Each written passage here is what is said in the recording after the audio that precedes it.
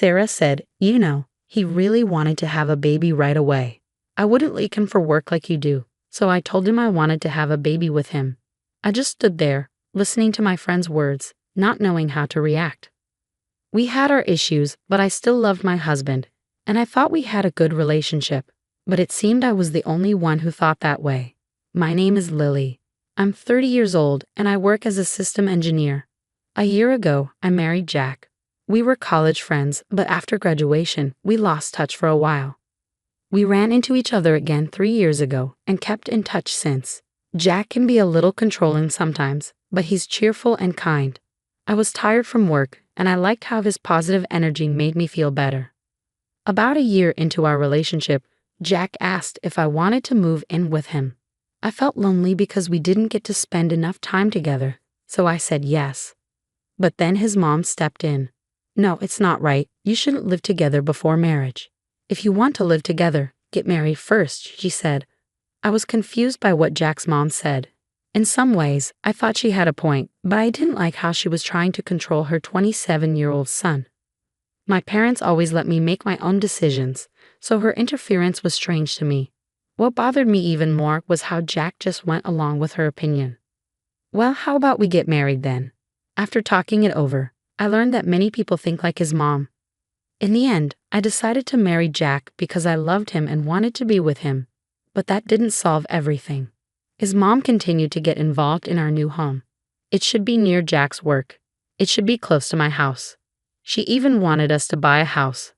I couldn't take it anymore, so I decided to talk to her directly. Jack and I will handle the house decision ourselves. I'm saying this because I care about your future, I know I appreciate that, but we want to make our own choices. She laughed at my words, almost as if she thought she was better than me. I'm sorry, but I think the reason your parents didn't interfere is that they don't care about you enough, do they? What do you mean? I mean, your parents are doctors, right? But you're not. It was true that my parents were doctors, but I never wanted to follow in their footsteps. They never pushed me to become one either. I didn't expect Jack's mom to bring it up like that. When I stayed silent, Jack spoke up. Mom, that's enough. His mom, upset that Jack defended me, grew angry, and that was the end of the conversation. I've always felt that Jack's mom and I didn't get along well. After that, her opinions and mine clashed more often. Jack tried to please everyone, but there were no real solutions. Finally, my husband, Ben, found a new condo for us. It was close to both our jobs and also near his parents' house. I started feeling sorry for Ben, caught between me and his mom. I was also getting tired of all the tension and didn't want to drag the issue out any longer. We decided to buy the condo that Ben had worked so hard to find for us. Ben's mom was unhappy about it not being a house, but she backed off after Ben's dad warned her. We spent most of our savings on the condo's down payment, but we were happy with the convenience of the new place. But the issues with my mother-in-law were far from over. She had always been involved in our lives, and I soon realized she had been holding back before we got married. Once we were married, she started sending me daily messages like, "Are the kids here yet? When are you going to quit your job?" The stress of it all made me talk to Ben about it. "I don't think Mom means to upset you," Ben told me. That's when I realized Ben wasn't much help when it came to dealing with his mom. I told his mom that we would decide about kids on our own and that I wasn't planning to quit my job. She cried to Ben, saying, "I'm just trying to help her," but she doesn't listen to me at all. Lily must have always hated me. She's paranoid. Ben didn't fully believe his mom, but he said, "Mom's sensitive, so please be gentle with her." I realized he didn't truly understand his own mom. How could she be sensitive when she was so pushy? I got fed up and decided to stop dealing with her.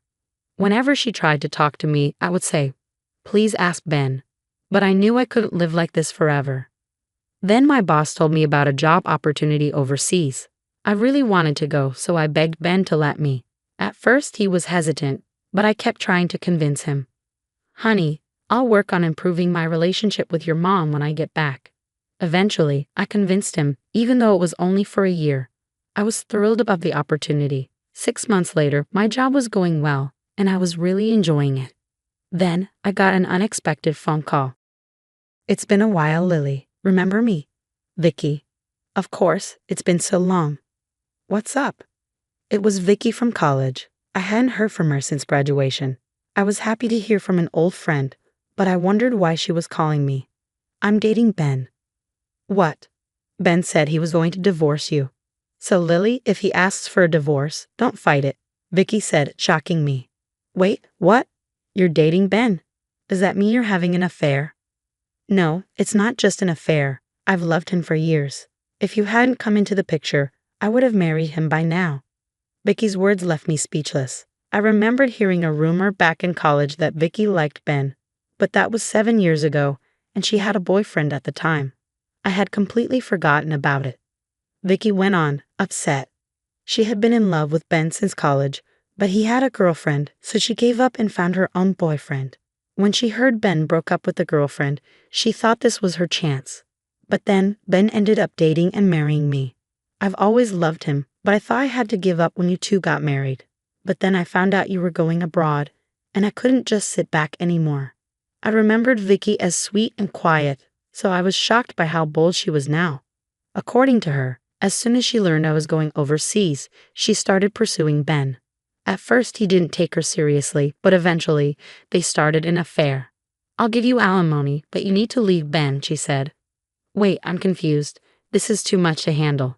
I need time to process this, I replied, overwhelmed. Vicky kept talking, but I hung up the phone. From the call, it seemed like Vicky was really attached to Ben. If I believed her, she and Ben were having an affair. But I didn't think it was wise to trust her side of the story without hearing Ben's. I decided I'd talk to Ben when I could, but I didn't realize how much Vicky was invested in him. Then Vicky sent me an audio file. When I listened to it, I heard my ex-husband, Ben, saying he wanted to divorce me and marry Vicky. She also sent me photos of them together, looking very close. There were also conversations between Ben, Vicky, and my mother-in-law. My mother-in-law had always been against me going abroad, and it turned out she wanted me to divorce Ben so Vicky could marry him. The conversation was full of nasty comments about me, and I knew then that I had no choice but to divorce Ben. I needed to come home to take care of the formalities, but I was busy with work and couldn't take time off. Just when I was struggling, I received a call from Ben. I nervously picked up the phone. Hey, it's me, Lily. I filed for divorce, he said. What? And I'm taking the house. You can stay there and work. Even if you come back, you won't have a place to stay. I was shocked by what he said. What do you mean you filed for divorce? Isn't that ridiculous? At first, I was shocked, but then I felt a sense of relief. With Ben taking this step, I wouldn't get any more pictures or audio from Vicky. The constant evidence of their affair had been weighing on me, and now I thought I wouldn't have to deal with it anymore. It made me feel lighter. Okay, I understand. Ben didn't expect me to be so calm and happy about it. Are you sure about this? We're getting a divorce. Yes, I'm sure. There was a rustling sound on the other end of the line, and I realized it was my mother-in-law. She wanted to speak with me too. Hey Lily, hi, it's been a while. As you probably heard from Ben, we're in the process of getting divorced, and there's no home for you to come back to. My mother-in-law was repeating what Ben had said. I didn't want to say anything to her, so I stayed quiet. She took advantage of my silence to keep talking. I was against your marriage from the start. Leaving your husband to go abroad for work is crazy. I told you to have kids right away, but you wouldn't listen. You're the reason for this divorce.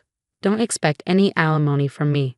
There were so many things I wanted to say to her, but I knew she wouldn't listen. I was getting frustrated just hearing her voice. Then it hit me. I was no longer married to Ben, so this woman was a stranger to me now. I didn't have to listen to her anymore. I didn't have to put up with her constant interference because she was my husband's mother. Now she was just someone I didn't need to deal with. Sorry, but can I go now? I politely asked. My mother-in-law wasn't happy with that and kept talking. I'm busy. I'll hang up now. Wait a minute. No, I have to go. I guess I won't talk to you again. Goodbye and good luck. She kept talking, but I didn't care anymore and hung up. I felt exhilarated. I had loved Ben, but I knew I couldn't stay married to him. I felt a weight lifted off my shoulders, but the story didn't end there. 3 months later, Ben started calling me over and over again. At first, I ignored his calls, but then I thought if he was calling so much, something bad must have happened. So I decided to pick up. Lily, thank God. What is it? You've been calling a lot. I need you. For a moment, I didn't understand what Ben was saying, but I realized I didn't want to answer his call. We can start over. It's not too late. What do you mean it's not too late? You didn't file for divorce. I did, but why don't we just get married again? I tried not to laugh. Ben didn't know that I knew about his affair with Vicky. Married again? You married Vicky, didn't you? What? How did you know? Vicky sent me a picture of you two holding the marriage certificate. Don't tell me you and Vicky are already divorced. No, not yet. We're not divorced yet. Well, I guess that makes sense. Vicky seems pretty obsessed with you. I don't think she would agree to divorce you so easily, but all you have to do is file for divorce, right? I'm telling you, it's not a good idea. Then what am I supposed to do? Why don't you just be happy with Vicky? She seems to get along well with your mom. Besides, she loves you a lot, doesn't she? I wanted to say so much to Ben, but I didn't want to be involved with him anymore. I don't want to be with her anymore. That's impossible. Vicky tricked me. Tricked you? What do you mean? I asked my ex-husband Ben, unsure of what he meant. He thought he could get a lot of money by marrying Vicky. I had a pretty good idea about the money. Vicky told me how much money she had saved to be with me, but after we got married, she claimed she didn't have it anymore because she spent it on marrying me. Yeah, that's alimony for me. Ben didn't understand, so I explained it to him. Vicky prepared a big alimony payment for me. What? Why would she do that? So I wouldn't try to get you back. She loves you that much. I'm so glad she loves you so much. Yes. The truth was, from the first time Vicky contacted me, she promised she would pay me alimony if I divorced Ben. I didn't believe her at first, but then she contacted me after finding out about the divorce and wanted to pay me alimony. I gave her my bank details and she sent me $60,000. I was shocked, so I called Vicky and she told me, "Take the money, but stay away from Ben forever." I tried to contact her again, but her answer was always the same. I was confused, so I asked a friend for advice. If she's offering you money, just take it. You haven't even divided the property yet, right? That was true, so I decided to take it. I could have asked for a share of the property and extra money for the affair, but $60,000 from her was a lot. It was best not to tell Ben about it. That didn't feel right. Give me back my money. It's not your money. It's Vicky's money. If she wants it back, I'll give her back more than what she paid. Really, you will. Then I heard Vicky's voice behind Ben. Ben. He quickly hung up the phone, and I never heard from him again. Later, one of my college friends told me that Vicky was very controlling and had deleted my contact info from Ben's phone. When she found out about the alimony, she got angry and asked if he was just after money. Vicky also got jealous of my ex-mother-in-law. They had a good relationship before the marriage, but now they didn't get along. Ben seems mentally trapped by Vicky's controlling behavior. My mother-in-law thought she had found the perfect wife for Ben, but she was wrong. Now she can't even talk to her son. It's sad to hear about it. If I hadn't gone abroad, it might have been worse. Every day, I'm thankful that I left. Recently, I was offered to extend my overseas assignment from 1 year to 3 years. Of course, I said yes. I'm living a fulfilling life, focusing on my work. Thanks for watching till the end. Please subscribe if you liked the video. See you next time. I never thought I'd end up working at Sterling Corp, one of the biggest tech companies in Seattle. Growing up in a small town in Idaho, raised by a single mom who worked 2 jobs, corporate life seemed like a distant dream. But here I was, Sarah Collins, 26 years old, sitting at my desk on the 47th floor of Sterling Tower. Well, technically, it was a cubicle, a very small cubicle. Collins, where's the Johnson report? I flinched at the sharp voice of Diana Pierce, my immediate supervisor and personal tormentor for the past year. She stood at my cubicle entrance, designer heels tapping impatiently, perfect blonde hair swept into a severe bun. I sent it 10 minutes ago, Ms. Pierce. I replied, pulling up my sent emails. Should be in your inbox. Diana's perfectly penciled eyebrows drew together. I don't see it. Send it again. And fix those margins this time. They're atrocious. The margins were exactly as she'd specified in her last 3 memos about proper document formatting. But I knew better than to argue. Right away, Ms. Pierce. As she clicked away, I heard the whispers from nearby cubicles. Everyone knew Diana had it out for me, but no one knew why. Maybe it was my Target clearance rack clothes among their designer suits. Maybe it was my state school degree among their Ivy League credentials. Or maybe some people just needed someone to look down on to feel better about themselves. "Don't let her get to you," whispered Maria from the next cubicle. She was one of the few friends I'd made here, a fellow outsider in the corporate jungle. "She's just mad because Roberts praised your presentation in the morning meeting." I managed a small smile, but my hands were shaking as I resent the report. One wrong move, one tiny mistake, and Diana would have the excuse she needed to fire me. I couldn't lose this job. Not with Mom's medical bills piling up back home. The next few hours passed in a blur of spreadsheets and passive-aggressive emails from Diana.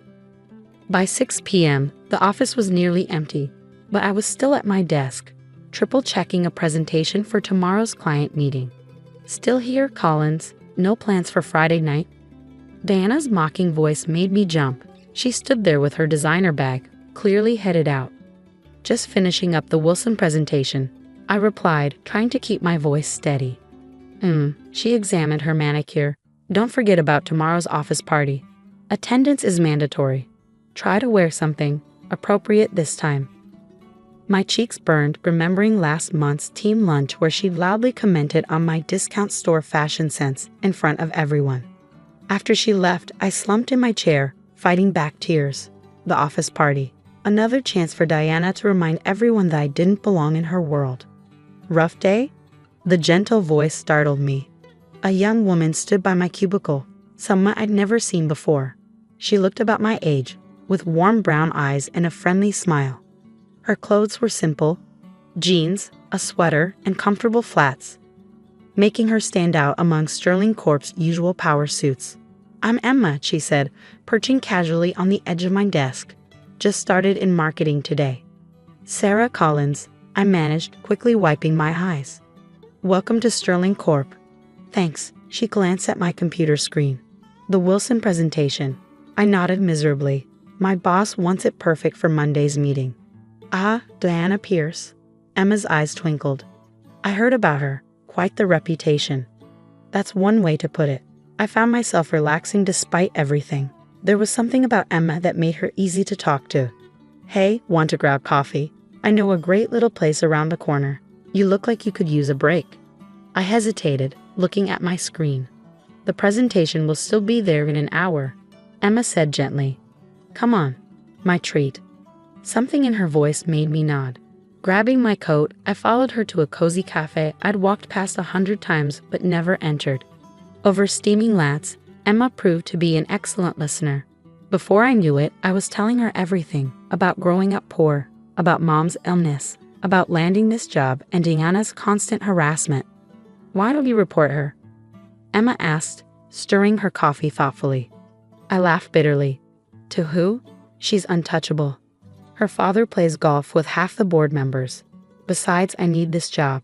Emma's eyes narrowed slightly. "No one's untouchable, Sarah. Trust me on that." There was something in her tone that made me look at her more closely, but she quickly changed the subject, asking about my work in the marketing department. By the time we left the cafe, I felt lighter somehow. Emma had that effect, making problems seem more manageable just by listening. "See you at the party tomorrow?" she asked as we parted ways. I grimaced. "Unfortunately, have to find something appropriate to wear first." Emma's smile turned mysterious. "Don't worry about that. Just be yourself. Sometimes things have a way of working out." I should have known then that Emma wasn't just another new employee. Should have noticed how the security guard straightened up when she passed, how she navigated the building with the confidence of someone who'd known it for years. But I didn't. I was too preoccupied with surviving another day in Diana's world. The next evening, I stood in front of my apartment mirror, trying to make my only nice dress look more expensive than it was. The office party was being held at the Vista, one of Seattle's most exclusive rooftop restaurants. Another chance for Diana to remind me I didn't belong. My phone buzzed with a text from Emma. "Don't be nervous. Tonight's going to be interesting." I didn't know then just how right she was. Didn't know that in a few hours, everything would change. That Diana Pierce was about to learn a very expensive lesson about judging people. The Vista's rooftop restaurant took my breath away. Floor-to-ceiling windows offered stunning views of Seattle's skyline. Crystal chandeliers sparkled overhead, and champagne flowed freely among the well-dressed crowd. I felt painfully out of place in my simple black dress from last year's clearance rack. Well, Diana's voice dripped with disdain. You actually showed up, Collins, and in the same dress you wore to last year's holiday party. How economical of you. She stood with a group of senior managers, all of them smirking at her comment. Her own dress probably cost more than 3 months of my salary. Thank you for noticing, Ms. Pierce. I managed, gripping my water glass tightly. I couldn't afford to lose my temper. Not here, not now. You know, Diana continued loudly, clearly enjoying her audience. Some people just don't understand corporate culture. They think they can walk in from their little small-town lives and fit in at a company like Sterling Corp. She looked me up and down meaningfully. But class and sophistication can't be bought at Target, can they? Laughter rippled through her group. My face burned with humiliation. I should go check on the Wilson presentation, I mumbled, turning to leave. Oh yes, run back to your little cubicle, Diana called after me. That's where poor people like you belong. Not here among actual professionals. I was nearly at the elevator when a familiar voice stopped me. Leaving so soon? Emma stood there, but not in the casual clothes I'd seen her in yesterday. Tonight she wore a stunning red designer dress that made my simple black one look like a dish rack. Yet somehow, her warm smile was exactly the same. I don't belong here, I whispered, fighting back tears. Actually, Emma's eyes sparkled with mischief. You belong here more than most. Come with me. Before I could protest, she linked her arm through mine and led me back into the party. Diana was still holding court near the windows, regaling her audience with what I assumed were more jokes at my expense. Miss Pierce, Emma called out clearly. The room suddenly went quiet. Diana turned, her practiced smile freezing when she saw Emma. I'm sorry, you are? Emma Sterling, my new friend replied calmly. Though you probably know me better as Robert Sterling's daughter. You know, your CEO. The champagne glass in Diana's hand slipped and shattered on the floor. Nobody moved to clean it up. They were all too busy staring at Emma in shock. I was staring too. Emma Sterling, the Emma Sterling. Heir to Sterling Corp and notorious for working incognito in different departments to learn the business from the ground up. Miss Sterling. Diana's face had gone from smug to sickly pale in seconds. I had no idea you were. I mean, we weren't expecting. Clearly, Emma's voice was arctic. I've spent the past month observing various departments, Ms. Pierce.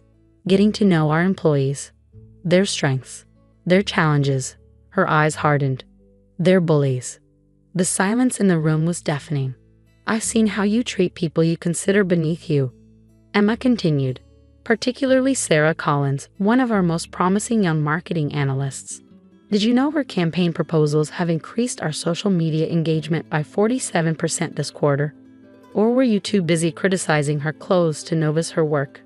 Diana's mouth opened and closed like a fish out of water. I was just maintaining professional standards. Professional standards? Emma's laugh was sharp. Let's talk about professional standards, Miss Pierce. Like using company resources to plan your personal vacation, or taking credit for your subordinates' work, or the fact that your father's golf buddies on the board can't protect you anymore because they all retired last month. The color drained from Diana's face completely. Your services at Sterling Corp are no longer required, Emma stated flatly. Security will escort you to clear out your desk. Your replacement starts Monday. She paused, then added with a hint of satisfaction. I believe you know her. Sarah Collins? My head spun. What was happening? You can't do this, Diana sputtered. My father. Your father already agreed to your termination when I showed him the evidence, Emma cut in. He was quite embarrassed, actually. Now I believe security is waiting. 2 security guards materialized as if by magic. Diana looked around wildly, but her former sycophants were suddenly very interested in their shoes. As she was led away, Emma turned to address the stunned crowd. Sterling Corp's success was built on innovation, integrity, and treating people with respect. Anyone who can't embrace those values should follow Ms. Pierce's example and leave. Now, the room quickly emptied, leaving just Emma and me. You planned this? I managed finally. Emma grinned. I've been working undercover in different departments for 6 months, evaluating our corporate culture. Diana Pierce wasn't the only toxic manager we found, but she was by far the worst. She squeezed my hand. Your promotion is real, by the way. Your work caught my eye weeks ago, before I even met you.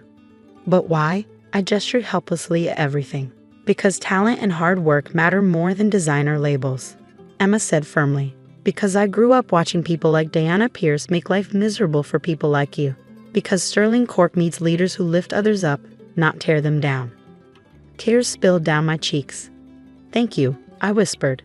Don't thank me yet, Emma laughed. Wait until you see your new office, and your new salary. She linked her arm through mine again. Come on, let's get out of here.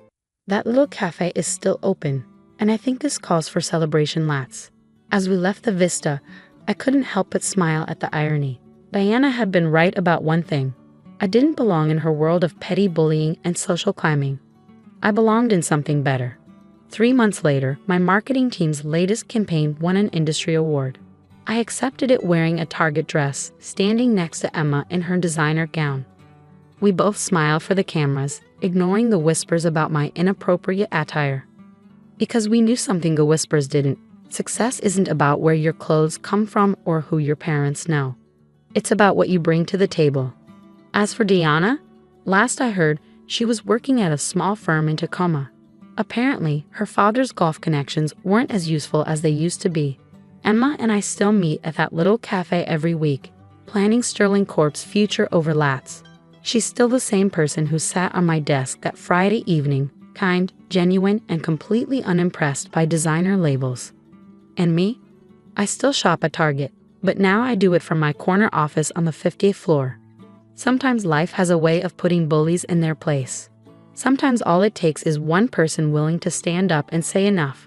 And sometimes, just sometimes, the person you think is just a friendly new colleague turns out to be exactly who you needed in your corner all along.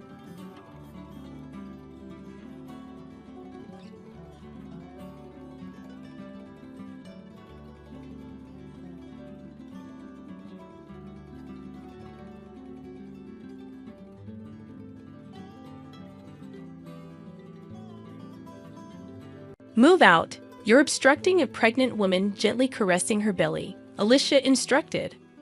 I pondered Alicia's comment, wondering if pregnant women truly displayed a kinder expression. Observing the malice on Alicia's face, I shot a quick glance at David. You can sleep in the storage room, Alicia suggested, and David concurred. My lifelong love for him waned instantly, though a touch of sentiment lingered, leaving me somewhat melancholic. All right then, I replied, and in response, David happily took Alicia's hand. Alicia gazed dreamily at David, and witnessing their intimacy replaced my melancholy with anger bubbling up from within. I'll leave by tomorrow, yeah. Oh, maybe you should stay out tonight after all. This is now mine and Alicia's home, David proclaimed joyously. I nodded slightly before exiting the house, contemplating what lay ahead and cracking a smile. My name is Catherine Taylor. I'm a 46-year-old housewife. Before marriage, I worked intensely, but that was over 20 years ago. Nowadays, I enjoy daily chores and sipping coffee, just an ordinary middle-aged lady. But my hobby is investing. I've been doing it since before marriage. Recently, I've been earning significant dividends, treating myself to lavish hotel brunches and spa visits, leading a pretty elegant life. My husband, David, is 40 years old, a salesman for a major company. He's gained quite a bit of weight, and frankly, he's been rather smelly lately. But he's good with words, given his profession. He may look big, but I love him. I felt he should probably lose some weight for health reasons, but he had this cute, mascot-like appeal, so I didn't see the need to force him into a diet. David and I have a daughter, Emily. She inherits David's features. Slim, almost model-like in beauty. Not just in appearance, she's academically top of her class and excels in sports, even making it to national competitions. She's also humble and works hard. It feels like we, the geese, gave birth to a swan. Both David and I dote on Emily, and we've often been told we're overprotective. David has a bit of a weak spot for younger women, but he chose to marry an older woman like me and cherished our family. So I thought a little wandering gaze here, and there was inevitable. We lived in a condo we bought around the time Emily was born, but it was getting old, and they were considering raising the maintenance fees. Recently, amidst all this, Emily decided to share an apartment near her college. At the same time, one of my relatives approached us about inheriting a now vacant house. David and I decided to renovate that house and move there. But who could have known that this would cause issues between David and me, which have been smooth sailing up until then? The condo we had was a 4-bedroom, including a guest room, but the new house is just 2 bedrooms. Although it's smaller than before, considering our retirement, we made it a single story, and it's been very comfortable. One of the rooms, which serves as a study and a guest room, can be divided to make an additional room for Emily if she ever comes back. David started coming home late every night to work dinners, and somehow always found reasons to go out, even on weekends. Sleeping next to David, who would come home reeking of alcohol and cigarettes, was unbearable for me. Even if we had separate beds, because of that, even though we originally shared a bedroom, I've been sleeping in the study ever since we moved. When it came time to send out moving announcements, I mailed letters to various places. David isn't good with that sort of thing. So I took the initiative to send letters on his behalf to his family and relatives. As for me, since my parents have passed away, I simply wrote a brief note and sent it to friends and relatives on my mother's side. I haven't been in contact with any relatives from my father's side because of my half-sister, Alicia. Alicia is my half-sister, 14 years younger than me. When I was in 7th grade, my mother passed away, and about 6 months later, my father remarried. Alicia was born to him and his new wife at the time of their marriage. Alicia was already 2 years old, so I initially thought it was a union of 2 families with kids.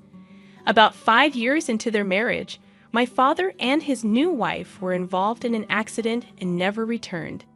At their funeral, relatives from my dad's side told me that he and his new wife had been childhood friends, and everyone had always thought they would end up together.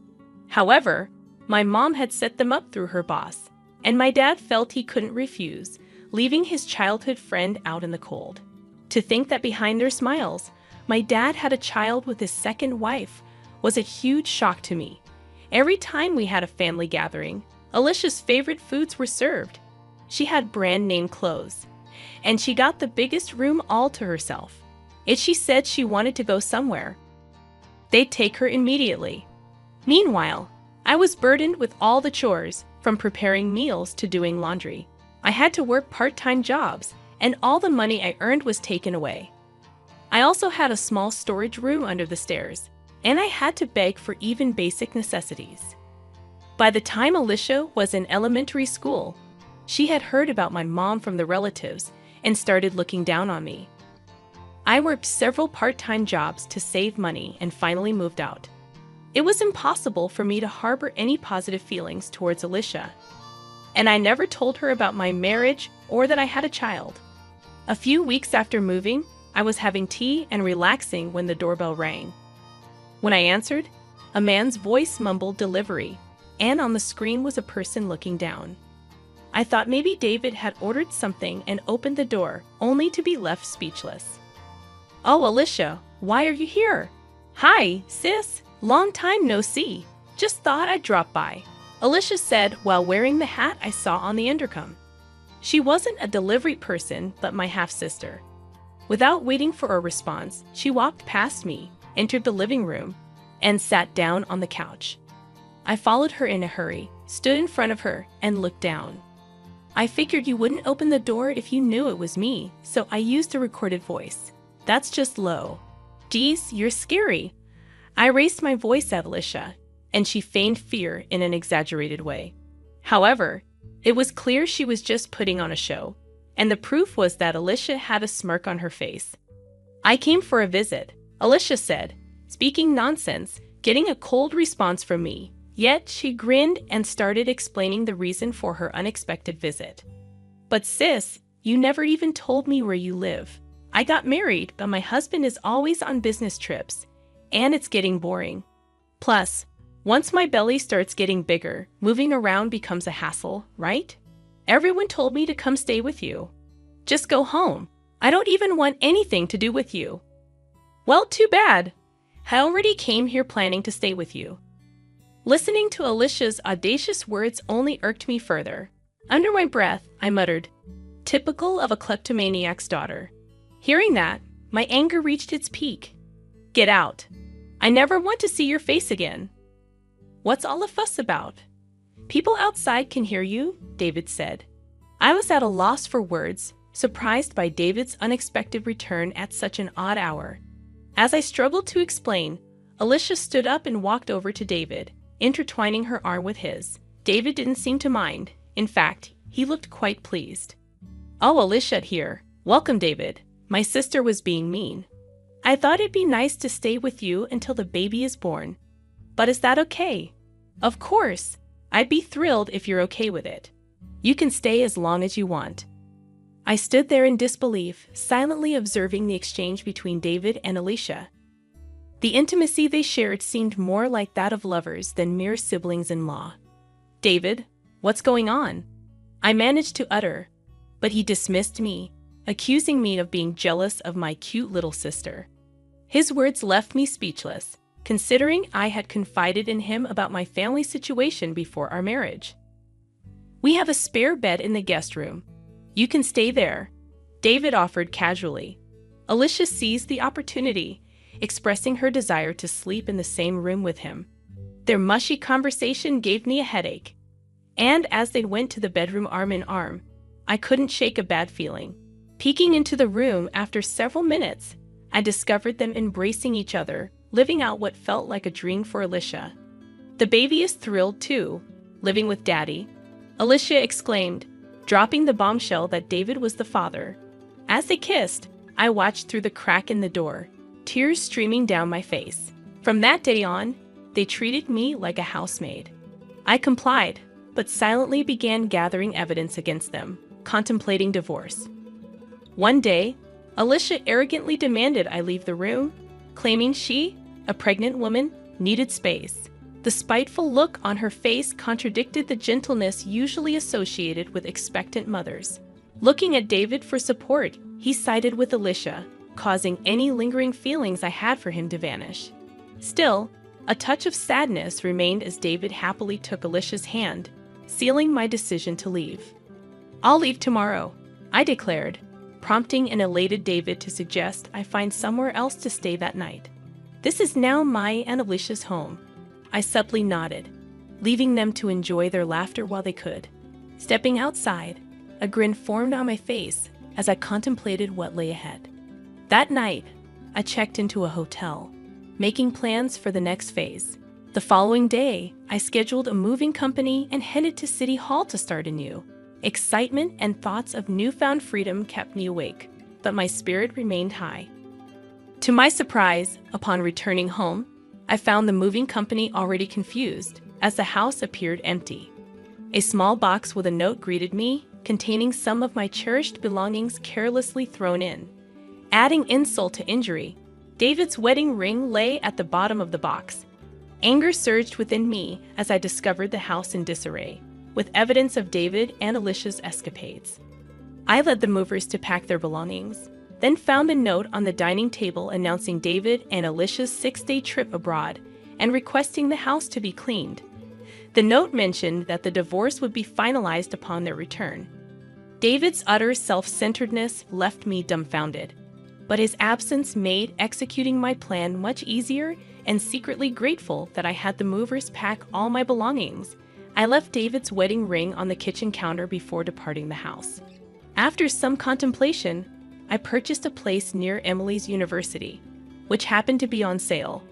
The one-bedroom apartment was cozy, and I cherished the solitude it offered. On the day David and Alicia were set to return, my phone incessantly rang. Without checking, I knew it was them. Answering with a nonchalant hello, I was met with David's frantic voice demanding an explanation. "What the hell is going on?" he shouted. Remaining calm, I replied, "What do you mean? What's going on?" David, fuming, informed me that the house was gone.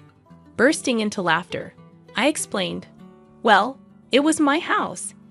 And if I'm not going to live there, why keep it? We were living there, weren't we? Don't worry. Everything's safely stored in a storage unit. I'll text you the location and access code." David demanded I bring back the house, but I retorted that it was under my name, and the money used to build it was from my investments, not a dime from him. David seemed to recall his lack of involvement when the house was built, a fact he had conveniently forgotten. Claiming the baby to be his niece or nephew, David pleaded for me to do something about the house, as Alicia was in a tough spot. I informed him that I had known about their relationship since Alicia barged into our house. I had been gathering evidence, including recordings from a high-end baby monitor Alicia had me buy during a fit. The monitor captured everything, even in the pitch dark. Upon revealing this, David was at a loss for words. Cheerfully, I mentioned that the mailbox might have something for him. David checked it, discovering a certified mail. I explained that it was about the payment, and there was one for Alicia too. Unfazed, I insisted it was compensation for their betrayal. Ignoring his plea to talk to his lawyer, I ended the call. A barrage of calls followed, which I ignored. My old phone, used for evidence, wouldn't be an issue if left alone. After an hour of incessant calling, David seemed to give up. The attorney reached out, sounding weary. The next morning, a relative from my father's side called on my new phone, likely having obtained the number from Alicia.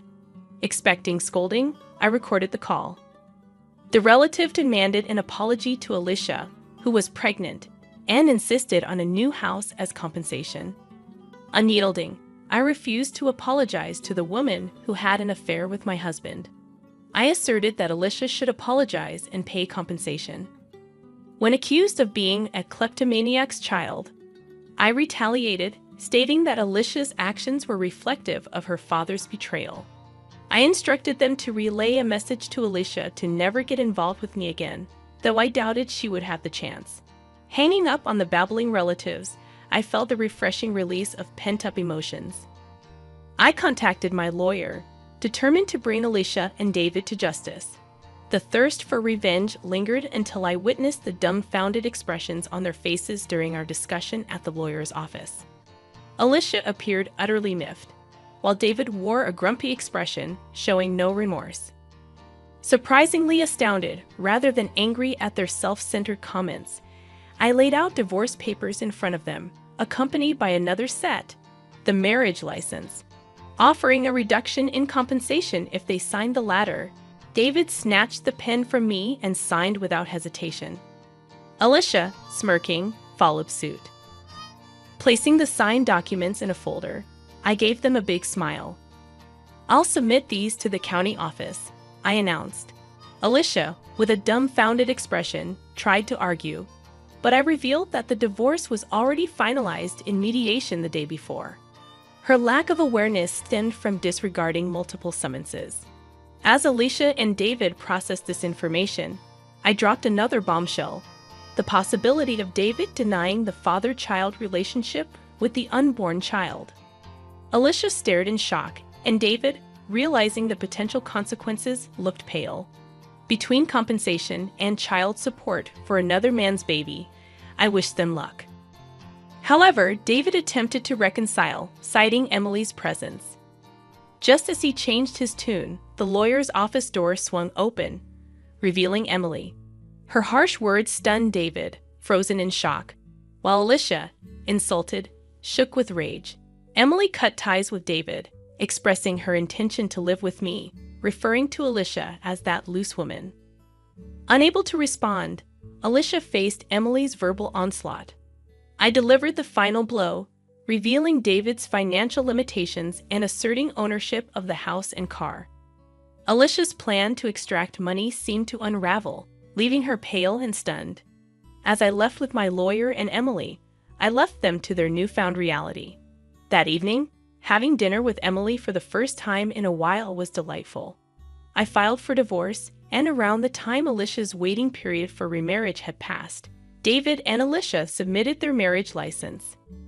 The witness section bore my signature, along with Alicia's ex-husband, who had shared crucial information. News circulated that David, involved in an affair with Alicia at work, got fired for misusing travel expenses for secret getaways. He now struggles with part-time jobs.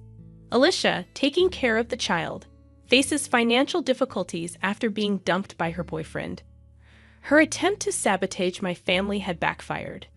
Meanwhile, Emily enjoys college life, and I've been leading a relaxed life with my stock dividends. Surprisingly, I've developed a closer bond with Alicia's ex-husband, who affectionately calls me Catherine. Recently, he reached out for an important talk, making me feel a bit restless as I sit in front of my vanity, my face flushed like a smitten young woman.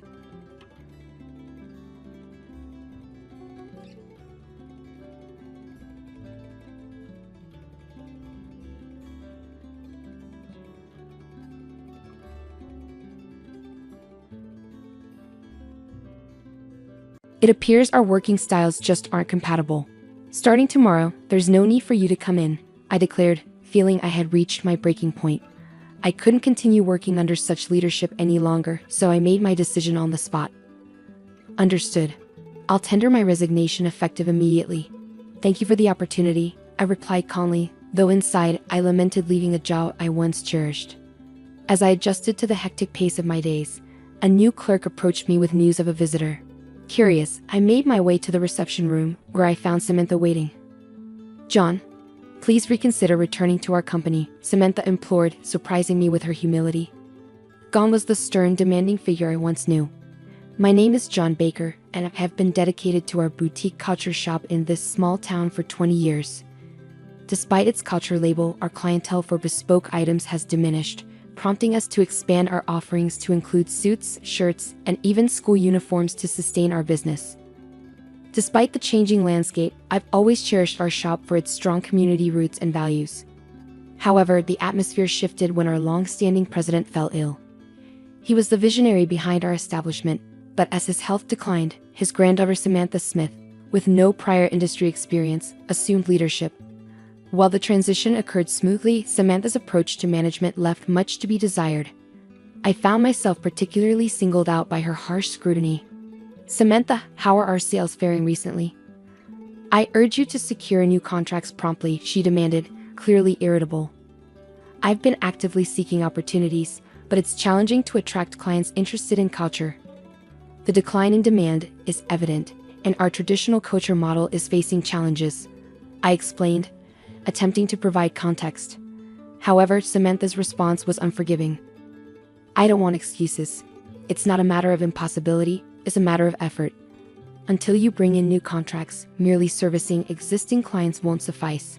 I expect you to expand our client base," she retorted with a heavy sigh, leaving little room for discussion. "Don't assume you're here indefinitely. Spend more time networking outside. Don't return until you've clinched a contract," Samantha commanded, rising from her seat, her designer bag and impeccably tailored suit serving as symbols of her authority as the company's president. However, her penchant for spending work hours at spas and salons eroded the respect of her employees. "Taking a break, Miss President? We have a 3:00 p.m. meeting regarding the uniforms," I interjected, only to be met with Samantha slamming her bag onto the desk with a resounding thud. "A break? Let me make this clear, a president doesn't take breaks. It's frustrating to be lumped together with regular employees. Opportunities can arise unexpectedly, and it's crucial to maintain a visible presence.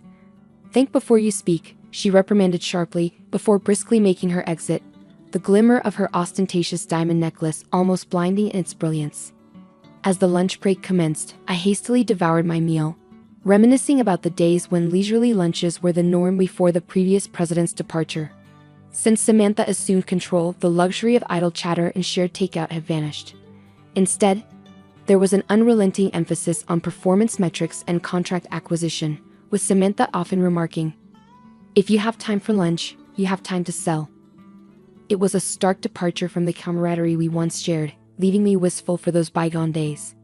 However, sentimentality must take a backseat today. Amidst my packed schedule of client visits, securing a new contract is imperative. While skipping pleasantries with established clients could potentially increase sales visits, I remain steadfast in my belief that nurturing personal connections is paramount.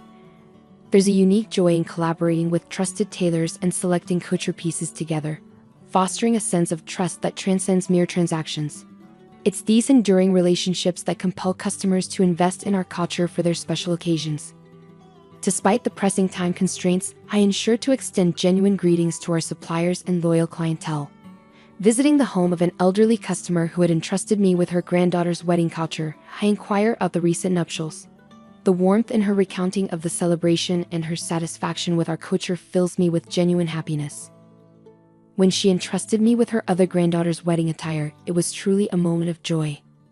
As the day unfolds, the dwindling time leaves little opportunity to pursue potential clients, resulting in a lack of new contracts secured. With the clock striking 2, I reluctantly begin my return to the office, knowing I must hurry to make it in time for the impending meeting. Each step feels heavier with the weight of unfulfilled expectations. Upon my return, Samantha's probing words greeted me, igniting a sense of dread. Her assumption that I must have secured a contract due to my absence from slacking off left me speechless. Samantha's presence, unusually early for once, seemed to amplify the tension in the room, threatening to unravel my composure. My hesitant response only seemed to exacerbate Samantha's displeasure as she kicked the desk, her voice escalating in frustration. No results? You're becoming a liability to the company. Perhaps it's time you started looking for a new job. There's no shortage of skilled individuals, unlike someone in their 40s with no discernible talents. Her words stung, fueling my irritation as I reluctantly shared the modest progress I had achieved. Despite the positive feedback from a client who expressed interest in utilizing our services again, Samantha's reaction was far from encouraging. And when will this potential sale materialize? How many items? At what price point? Is this a one-time occurrence or a recurring agreement? Samantha's interrogation continued, her tone devoid of warmth or understanding, further deepening my frustration. Listen, you seem to confuse socializing with sales. Sales isn't complete until the product is delivered and the invoice is sent. It serves us no purpose to inflate the significance of your casual conversations and boast about them. Though I felt the urge to retort against Samantha's assertion, the reality remained that I had failed to secure any new contracts. Determined to prove her wrong, I resolved to redouble my efforts and secure a contract the following day. As I began organizing for the impending meeting, Samantha unexpectedly interjected. Change of plans. I have an appointment to attend, so let's postpone the meeting report until tomorrow, Samantha announced, already preparing to leave. Caught off guard, I couldn't help but question her decision. Wait a moment, I was under the impression we had a meeting scheduled for today. If we don't confirm and proceed with the orders now, we risk missing deadlines. Your presence as the president is crucial. Is this appointment truly unavoidable? I queried, met with an unmistakably irritated expression from Samantha. It's an important dinner engagement. I don't have time to spare on this matter, so I'm leaving now, Samantha asserted, her tone brisk as she made her way towards the exit. Just before departing, she turned back to address me. Remember, your job isn't finished after the meeting. Once the orders are placed, go out and secure at least one new contract. And don't expect any overtime pay, so give it your all, Samantha remarked with a hearty laugh before exiting, leaving behind a puzzled meeting attendee who had expected the president's presence. However, I managed to reassure them and salvage the situation. In our small-scale company, trust is paramount. This was a principle instilled by the previous president, who led by example, always attending sales meetings and diligently overseeing deliveries. It was this commitment to service that garnered trust from our community, sustaining our business thus far. Yet lately, I sensed a decline in that trust. Determined to restore it, I resolved to handle the situation with integrity and secure orders as usual. After seeing off our business partners and gaining their understanding, I immediately began preparations for further sales visits. I'll be stepping out for a while, so feel free to leave when you're ready. Thank you all for today, I announced to my colleagues, eager to take proactive steps towards rebuilding trust in our company. It was already nightfall, the workday long over, as I exchanged greetings with a few remaining colleagues before embarking on my sales rounds. The following day, I arrived at the office with renewed vigor. The previous day's cold calls had yielded promising results. I had engaged with a potential client interested in revamping their company's uniforms. Though not a major corporation, our conversation flowed smoothly, culminating in the agreement of a contract on the spot. While the initial order only encompassed summer apparel and winter sweaters, the prospect of nurturing this client relationship could lead to lucrative opportunities, including renewals and referrals to other businesses. Aware of the potential of such connections, I felt buoyant, anticipating a positive report to Samantha. However, my optimism was short-lived. Samantha, who arrived slightly late, summoned me immediately. "John, don't we have a report from yesterday's meeting? And I want to hear about your subsequent activities."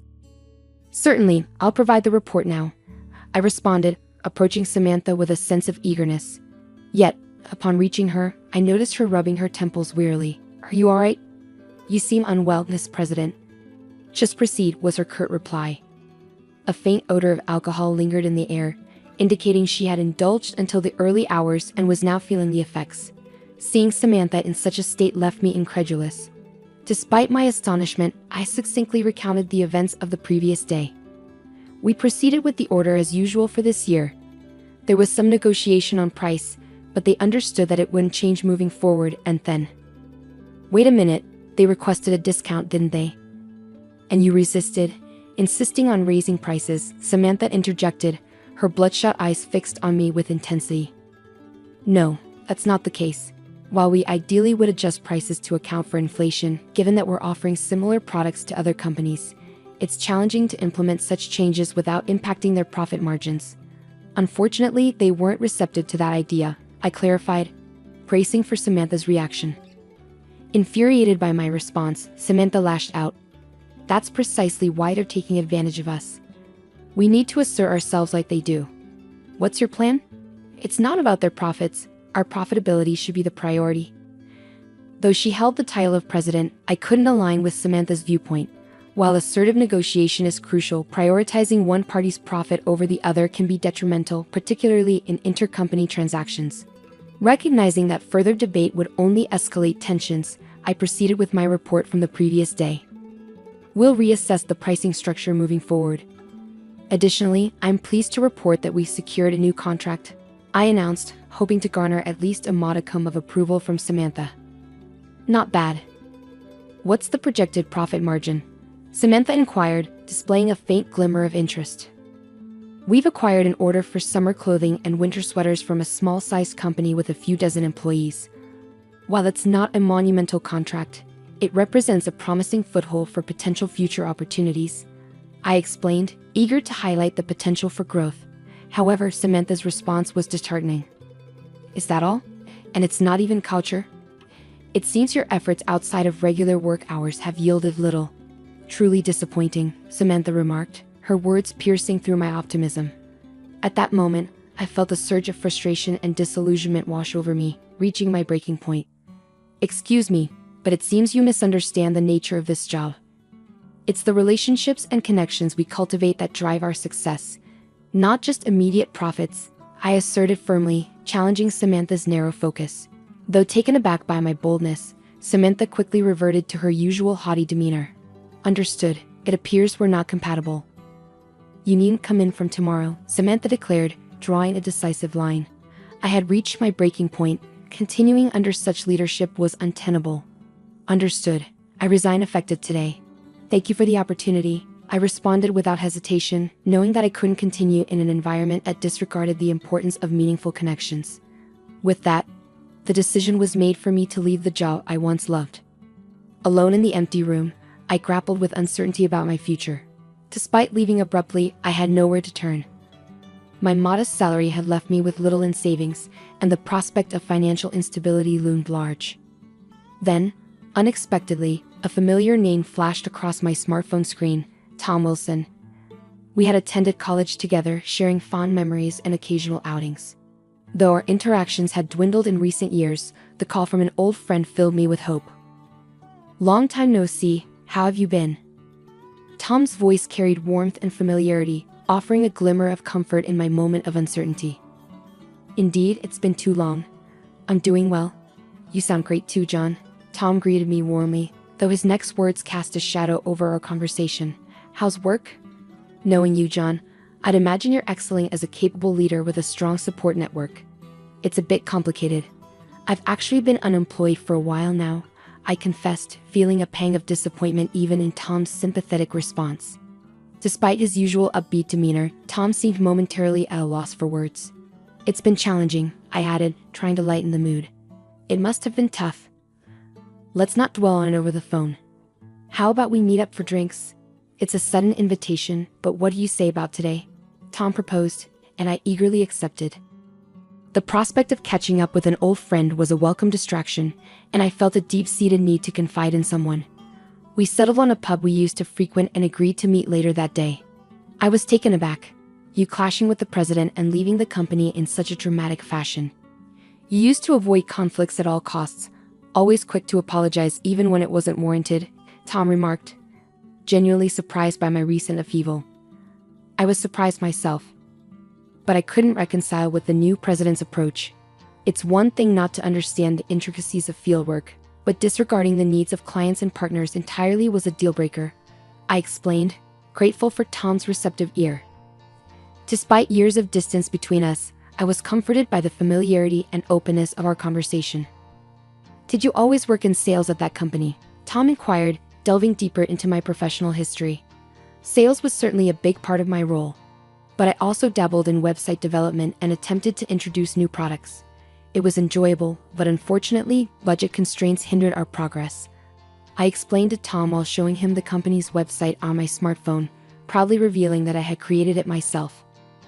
"Did you really design this? I assumed it was outsourced. It's just as professional as any other site," Tom marveled, impressed by my handiwork. The previous president emphasized the importance of a website that would appeal to younger demographics, so I dedicated myself to learning. While couture is undeniably beautiful, the industry is facing challenges. I had to think outside the box, I elaborated, recalling the efforts I had invested in the project. "But with our company's size, there are limitations," Tom observed, leaning in attentively as I continued.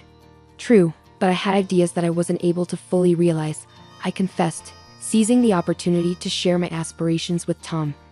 "The demand for everyday culture may be declining, but there's a growing need for attire for special occasions and social media appearances. By focusing on these niche markets and catering to inbound demand, I believe we can chart a successful course forward," I explained passionately, articulating my vision for the future. Indeed, I had aspirations beyond just culture. I envisioned introducing high-quality leather goods under our brand at a slightly lower price point. Offering consumers affordable yet luxurious products would not only be appreciated, but could also yield substantial profit margins. "We can't rely solely on thin margins to sustain our business," I explained to Tom, elaborating on my vision for diversification. Tom listened intently, his arms crossed as he contemplated my words. "So, was it the lack of initial investment, or did you abandon the idea due to insufficient funds?" "It was a combination of both, along with the current president's strong opposition," I admitted. She argued that a culture shop shouldn't stray into other ventures. I understood her desire to preserve the legacy of the previous owner's cherished culture shop without deviating from tradition. However, it's becoming increasingly difficult to resist the inevitable changes brought about by time and the declining industry. I had hoped to inject new ideas into the company, but they weren't well received. Finishing his beer in one gulp, Tom turned to me with a serious expression. "John, how about joining my company? I'll offer you a fixed salary equivalent to what you were earning, plus commission on sales. It's a pretty good deal, don't you think?" His eyes held a sense of determination. I was taken aback by Tom's offer to join his company. I had known he was running his own brand as a sole proprietor, primarily online without a physical store, but I never imagined he could afford to hire someone like me. When I expressed my surprise and sought confirmation, Tom chuckled and reassured me, "You underestimate me. While my main business operates online, relying on outsourcing alone isn't sustainable in the long run. It's time for expansion, and I believe bringing you on board is the right move." He leaned in, whispering the impressive turnover of his store and his monthly earnings, leaving me in shock. The amount he made in a month far exceeded my yearly income. "So, I'm looking forward to having you join us. I'll be counting on you starting next week," Tom concluded, and we agreed to formalize the contract later, sealing my employment at his company. Upon joining Tom's company, I wasted no time in making an impact. I revamped the website, making product searches easier and more intuitive. The result was a tenfold increase in page views almost immediately. Additionally, I introduced suits and leather accessories to augment the range of products, which had previously consisted mainly of t-shirts. The quality and usability of these new additions were well received, and positive word of mouth quickly translated into increased sales that outstripped those of the t-shirts. Hey, the orders just keep pouring in, but production can't keep up. Can you help us out? Tom exclaimed, overwhelmed by the surge in demand. Offering high-quality products at affordable prices, coupled with the brand reliability he had built over time, I felt a sense of fulfillment being able to implement ideas that were previously hindered by budget constraints. As purchase notifications continued to flood in on the tablet, I realized production was nearing its limit, leaving Tom both pleased and scratching his head. Your former company let go of a real talent. It's not just about timing or environment, it takes skill. But I appreciate the compliment, I admitted humbly, reflecting on the journey that led me to this moment of success alongside Tom. As my smartphone rang, displaying Samantha's name on the screen, I couldn't help but feel a pang of apprehension. Curiosity got the better of me, and I nervously answered the call. Hello, John. Something terrible has occurred. Can you return? I need you back right away. Is that possible? Samantha's voice sounded more frantic than I had ever heard it, prompting me to listen intently. What's happened? I inquired, my concern growing with each passing moment. Our couture clientele has threatened to take their business elsewhere if you're not present. Additionally, our partners are specifically requesting your involvement, and the company website is experiencing ongoing issues due to a lack of updates. Can you return promptly to assist? Even though I had parted ways with the company, I responded courteously. I understand the urgency, but I don't believe it's appropriate for me to directly engage with clients anymore. However, I'm willing to address the website and system issues on my next day off. I didn't formally hand over that responsibility, so I accept full responsibility for any oversights, I explained calmly, attempting to offer a reasonable solution. Despite my efforts to accommodate, Samantha's response indicated dissatisfaction. What you mean? Just come back. Considering everything the company has done for you, why are you hesitating? Samantha's tone was a mix of urgency and frustration. I was let go from the company. Are you suggesting a rehire? I questioned, trying to clarify the situation. Don't be so arrogant. I assume you're struggling financially now, right? I can offer you the same salary as before, so there's no need to worry, Samantha retorted, her tone dripping with condescension. Apologies for the interruption, Tom interjected, unable to contain his laughter. He mimed a gesture of encouragement, silently urging me to stand my ground against Samantha's presumptuous offer. Do you have any idea about my current salary? I likely earn in a month what you make in a year. In fact, my current salary could surpass the annual revenue of my former company within just a few months, I calmly asserted, making it clear that financial incentives weren't a compelling reason for me to return to my old workplace. Despite cherishing memories from my previous job, I found fulfillment in my current position and had no desire to work under such leadership again. After politely bidding Samantha farewell, I ended the call. Since joining Tom's company, our operations had grown exponentially. With my contributions, we forged partnerships with outsourcing firms and attracted new talent, leading to rapid expansion. Witnessing the success of products I helped develop being embraced by consumers and shared across social media, I felt a profound sense of satisfaction. Amidst my hectic schedule, I was interrupted by a message from a newly hired clerk informing me of a visitor. Intrigued, I made my way to the reception room, where I was surprised to find Samantha waiting. John, I'm begging you, please reconsider coming back to our company, Samantha pleaded, her desperation palpable. Despite her earnest plea, I remained resolute in my decision to move forward and declined her offer. What happened? Let's hear the details first, I urged Samantha, guiding her to sit on the sofa. She appeared visibly worn out, a stark contrast to her once vibrant demeanor. Since you left, we've been hemorrhaging customers. It's not just individual clients. Even our corporate partnerships are crumbling. I can barely cover the employees' salaries anymore. If things continue like this, we'll be forced to shut down the shop. I need your help, Samantha confessed, her voice tinged with desperation. While I couldn't help but sympathize with Samantha's plight, it was clear that she had brought this situation upon herself by prioritizing profits over communication and relationship building. It was inevitable that partners would abandon ship if they felt neglected. I'd like to assist, but I'm currently overwhelmed with responsibilities at my current company, I'm sorry, but I can't offer you immediate help, I responded, regret lacing my words. In a last-ditch effort, Samantha implored me for assistance, clutching at straws. Samantha, it's time to gather your strength.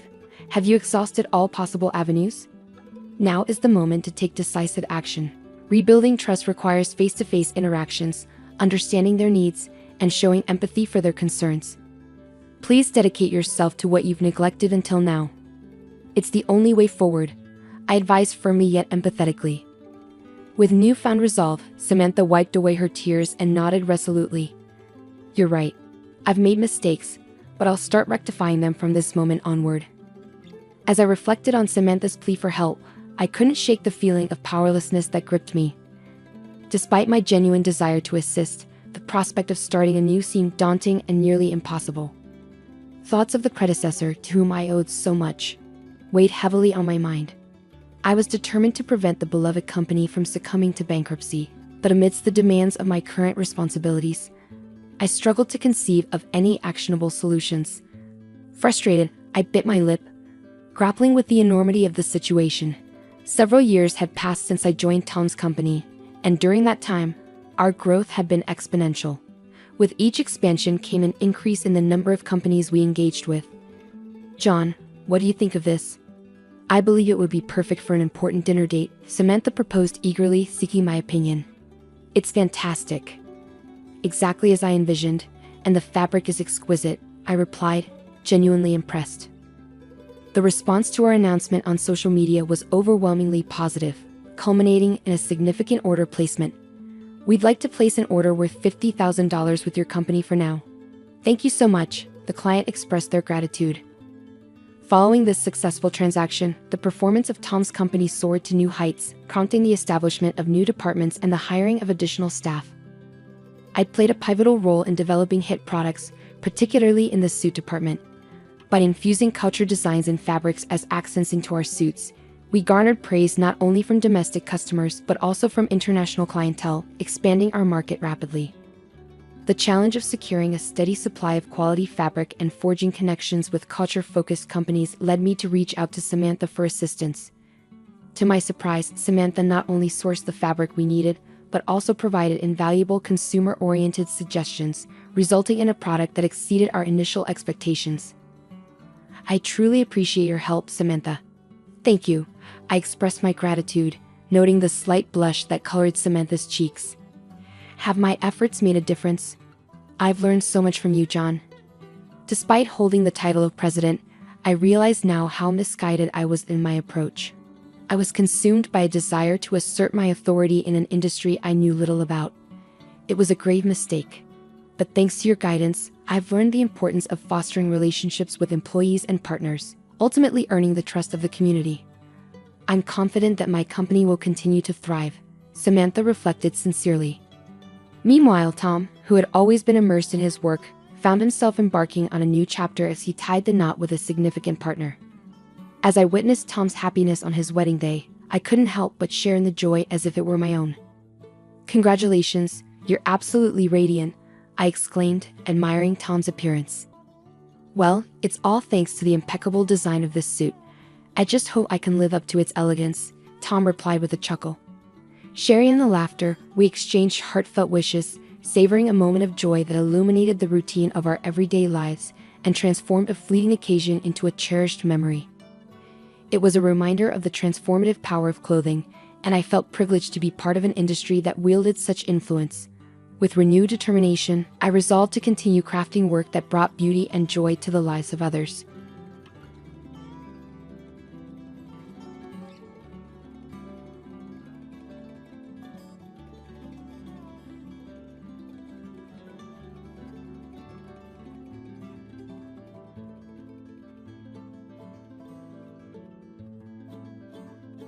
I am Chelsea. A few weeks ago, my father, who had been battling illness, passed away. Regret lingers within me as I wish I could have shared with him the joy of meeting his grandchildren. These thoughts escaped my lips, accompanied by a heavy sigh. I got married 5 years ago at the age of 25, and during the ceremony, my father and I made a pact. I promised to inform him first when I got pregnant. Sadly, that promise remained unfulfilled. My only regret about my father centers around this unkept promise. His illness had been discovered a year ago, and since then, I devoted myself to doing everything I could for him. Regular visits to my parents' home and the hospital with my mother became a routine. I increased the frequency of phone calls and video chats, exhaustively exploring every avenue to support him. Despite my efforts, a lingering doubt persists. Could I have done more? As I mull over these thoughts, my mother, sitting beside me, reassures me, "You did well, Chelsea. Your father would be satisfied." Just then, my sister Portia returns, accompanied by the family lawyer. The mid-40s man hands me his business card, introducing himself as Samuel, the attorney. My mother guides Samuel to a seat, and as soon as he settles in, my sister blurts out, "I heard from this lawyer that Dad left quite an inheritance." I quickly clarify, "It's not all for you, Portia." Her expression sours, and we exchange glares. Our strained relationship, exacerbated by my sister's distant attitude since our father's illness was discovered, hangs heavily in the room. I try to address the tension, stating, "I may have said it wrong, worried about him, but you don't have to be so stubborn." She retorts, "I'm not being stubborn. I live in the city. It's not easy to come to the countryside." Our argument reveals deeper issues, and the lawyer intervenes, urging us to calm down. Apologies are exchanged, but the lawyer redirects the focus, stating, "As I mentioned on the phone, I have your father's will." My mother inquires when this occurred, and Samuel responds, "A few weeks before he passed away, he contacted me." The lawyer had visited the hospital, where my father, with his primary physician present, had finalized his will. It had been arranged for the physician to inform the lawyer upon my father's passing. Now, with a white envelope in hand, the lawyer places the will in front of us, confirming, "This is the will, undoubtedly in your father's handwriting." I murmured as I verified the characters on the envelope. My sister Portia appeared somewhat irritable, but she dismissed it, saying, "Never mind, just tell us what's in it." "I'm busy. You know that very well," she added, addressing the lawyer with a wry smile. With that, he opened the envelope, revealing a single sheet of paper. The contents outlined that, aside from the house and land, my father's inheritance included some savings and a storage shed. While we were aware of the house and land, the mention of a storage shed puzzled me. As I contemplated this, my sister, visibly annoyed, interjected, "Wait a minute. You didn't mention the farm." The lawyer acknowledged the oversight and explained, "Yes, the farm your dad used to work on as a hobby." He recounted how, after turning 50, my father decided to close his company in the next town and focus on farming near our home. Despite initial objections from my sister, who opposed the decision during her college years, my father persisted, finding joy in the physical activity of farming. Now, my sister insisted that the farm should be part of the inheritance. The lawyer, reviewing the documents, quickly addressed this concern, revealing that the farm was rented land. My sister expressed disappointment, realizing we didn't own the expansive piece of land as she had thought. The conversation then turned to dividing the inheritance. The lawyer suggested giving the house and land to the wife, my mother, leaving the rest to be divided between my sister and me. The savings and storage shed were up for distribution. My sister eagerly claimed the savings, valuing at about $100,000, declaring triumphantly, "I'll take the cash." However, I objected, emphasizing my position as the oldest daughter. I proposed that she could have the storage shed, questioning its significance. Despite my objections, my sister was adamant about her claim to the cash. The lawyer clarified that the storage shed was a small building next to the phone, approximately 65 square feet, resembling the size of a small bedroom. He presented photos of the shed, revealing its dilapidated exterior and basic contents, consisting mainly of ordinary tools like hoses, scissors, and shovels. The realization dawned that the shed held little monetary value. "I don't want it," my sister grimaced. I painted the photos too. It was all very ordinary. "These are sentimental items, but they won't bring in money." As I pondered this, My sister reluctantly agreed, saying, "Fine, I'll take the cash. You can have that dirty shed." However, I found it unfair. "Hold on, that's not fair. You agreed to the vegetable farming. What are you complaining about now?" My sister countered, making it difficult to argue. Still, I couldn't let her take all of Dad's inheritance without a fight. My sister pressed me, asking if we were good. My mother chimed in, saying, "As long as Portia won't complain later, I have no objections." Reluctantly, I nodded, and the division was settled. My sister grinned and feeling uneasy. I immediately objected, saying, "Well, I'm not satisfied." "Give it up. You're so greedy," my sister retorted. Her words left me speechless, and I couldn't deny that family was more important than money. My sister abruptly ended the conversation, and in the end, my mother got the house and land. My sister got Dad's savings, and all that was left for me was the dirty shed. My sister, laughing loudly, signed a document promising not to complain about the inheritance division. Filled with complaints, I couldn't help but vent to my mother. "Mom, why didn't you help me?" My mother replied, "I did help you. I made sure you got the shed." Unhappy about inheriting the shed, I puffed out my cheeks in response. The next day, armed with the shed key from the lawyer, I headed to the shed near the field, a 10-minute walk from home along a deserted rural road. Finally, reaching the empty field, I opened the dusty shed and began looking around for something sentimental from Dad. Yet, all I found were tools and nothing special. Disheartened, I considered taking what was inside when I noticed something odd. The shed seemed smaller on the inside. Puzzled, I walked around to the back and gasped. There was another door. This second entrance wasn't visible from the inside, creating a mysterious space accessible only from the back. Excitement surged through me as I thought, "This must be Dad's surprise." Dad loved surprises. Even on birthdays, memories flooded back and tearing up. I returned inside, searching for the back door key. After finding 2 hidden keys in the handle of a shovel, I tried one in the door at the back. With a click, it opened, revealing a cramped space with a large safe. I wondered, is this from Dad's company? I recognized the safe. It was the same one I saw in the corner of his office when I was a child. Nostalgic, I hugged the safe. This was a true memory of my father, and I felt fulfilled. This alone made the inheritance worthwhile. However, knowing Dad, this couldn't be the end. There had to be more surprises. "There's got to be more surprises," I muttered as I inserted the second key into the safe. With a slightly rusty sound, the safe opened. What? No way. The moment I saw the contents, I was stunned. Inside was an unexpected inheritance. Overwhelmed, I locked the safe and rushed to my mother. After explaining the situation to her, I called my husband, and with his help, we moved the safe from my parents' house. Then it hit me, the contents of the safe were undoubtedly Dad's. However, if it's part of my inheritance, including the shed, I might have to pay inheritance tax. Better get this checked out thoroughly, I thought. The valuable contents of the safe prompted me to consult the lawyer.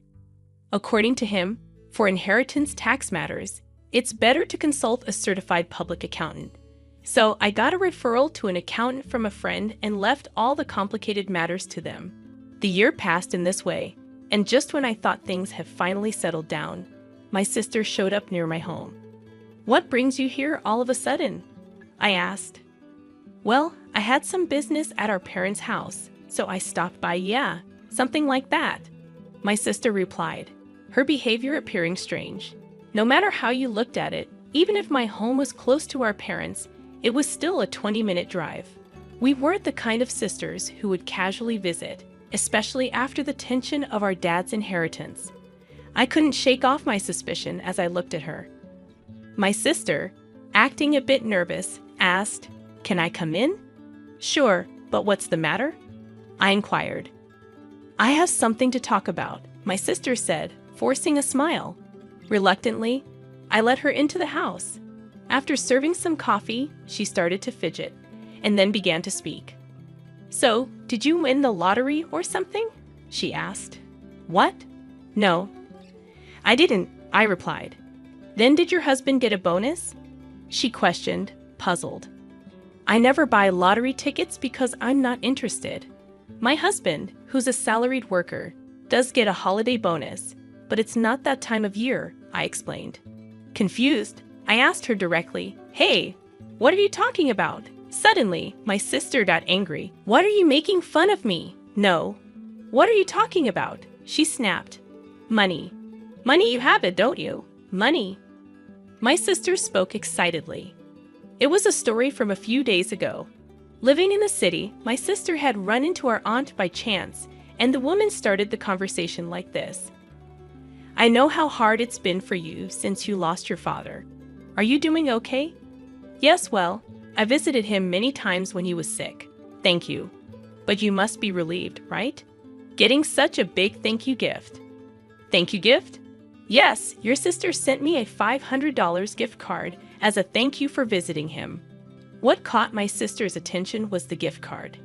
Hearing that I had sent it, she was convinced I had come into some extra money. You got a windfall, didn't you? Just admit it. My sister interrogated me. Ah, that's what this is about, I sighed. My sister didn't like my attitude and yelled, What's with that attitude? Are you mocking me? No, it was a thank you gift.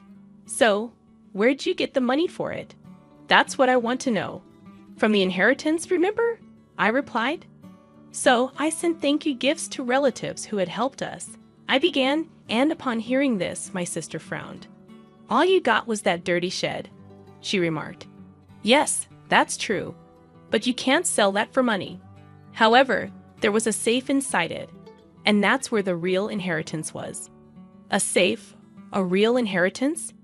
I carefully explained to her about the watches in the safe, all valuable items collected by my father as a hobby during his lifetime. However, I didn't know their exact value. On the other hand, the remaining savings were about $100,000. Considering he was a business owner who could retire early, that amount seemed small, leading me to think he might have invested a lot in those watches. If they're valuable, you'll have to pay inheritance tax, my mother had said after seeing the contents of the safe. What should I do, Mom? When I asked, my mother thought for a moment and advised, Things like this always come out. You should declare it properly. How? Well, let's ask that lawyer we spoke to recently. So I consulted the lawyer again, and I was told that if you inherit valuables, the inheritance tax is determined by their value. At that time, I was also told that a certified public accountant could handle it for me. As a result, it was found that the watches alone were worth at least $500,000. With watches this valuable, you'll have to pay inheritance tax. How should I pay it? I asked. The lawyer suggested, how about keeping the ones you're emotionally attached to and selling the rest? Certainly, it didn't make sense to me, who didn't know the value, to hold on to such expensive watches. I'd rather someone who understands their worth have them. With that thought, I sold some of the watches, used the money from the sale to pay the inheritance tax, and sent thank you gifts to the relatives who had helped us. Those thank you gifts were the gift cards my sister was talking about. By the way, what I kept were items like the pocket watch my father often wore. I showed my sister the pocket watch as I told her this story. This one isn't expensive, but it holds the most memories for me. However, my sister frowned upon hearing my story. What? You don't have any left? She questioned. No, there are still some in the safe. Where's the safe? I explained. It's at Mom's. The safe is too big for this house. It's the one Dad used at his company. My sister looked away, seeming deep in thought. I felt uneasy seeing her like this, but right after that, she stood up and said, I'm leaving. Now that I know where the money came from, and left. Considering how money-minded my sister is, I thought she might demand some of the money from the watch sales. I was relieved she left without making a fuss. However, in my relief, I forgot the unease I had felt earlier. My sister isn't that understanding, and I had forgotten that. I was reminded of this late that night when I got a call from my mother. Chelsea, it's urgent. Come over right away. What happened, Mom? It's just really bad," my mother said, frantic and unclear. My husband and I rushed to my mother's house, and as we approached, we noticed something strange. The area around my parents' house was lit up in red. "What's going on?" The reason became clear as we got closer. Several police cars were parked outside my parents' house. I navigated through the crowd and called out to my mother, "What happened, Mom?" According to her, it was after 9 p.m., and feeling tired, she had gone to bed already. Soon after, she heard strange noises, sounds like someone searching for something coming from beyond the door. "Oh, it's a burglar," my mother instantly thought. However, she was the only one in the house, feeling helpless. She decided to escape through the window. Looking back, she saw the light of a flashlight moving inside the house. This is definitely a burglar, she was convinced. Running to the neighbor's house, she urgently said, "Help. There's a burglar." Hearing this, the neighbor immediately came out. They too saw the swinging light my mother was pointing at and called the police, thinking it was a burglar. However, it wasn't a burglar at all. It was my sister who had sneaked into the house to rummage through the safe after hearing my story. Neither my mother nor the neighbor had any way of knowing this. Soon, the police arrived, and naturally, my sister was shocked. Realizing she was in trouble, she tried to make a quick escape. Of course, it's her own family home, so there's no need to run. Yet, in her panic, my sister thought she had to escape. In her rush, she bumped into the open door of the safe. Just then, the already unstable safe toppled over, falling right onto her as she tried to flee. So, Portia got trapped under it. Yes, that's what happened. "Is she okay?" I asked. "She was taken to the hospital by ambulance, but she keeps saying her leg hurts." What on earth was she thinking? I was truly dumbfounded. Afterward, my mother and I apologized to the police officers who had come to help, feeling bad for calling so late. I also phoned my sister's husband. "Wait, you're saying Portia broke into her own family home and got injured?" he questioned. "Yes, that's correct." "What is Portia doing? She doesn't even do housework. I'm really sorry about my sister." "That's it. I'm filing for divorce." "Divorce?" Actually, according to my sister's husband, she had racked up a considerable amount of debt. Apparently, she had been spending a lot on brand name items, and he had just found out. They had a huge fight, and in the end, my sister stormed out of the house, saying, "I'll borrow from Mom and pay it back."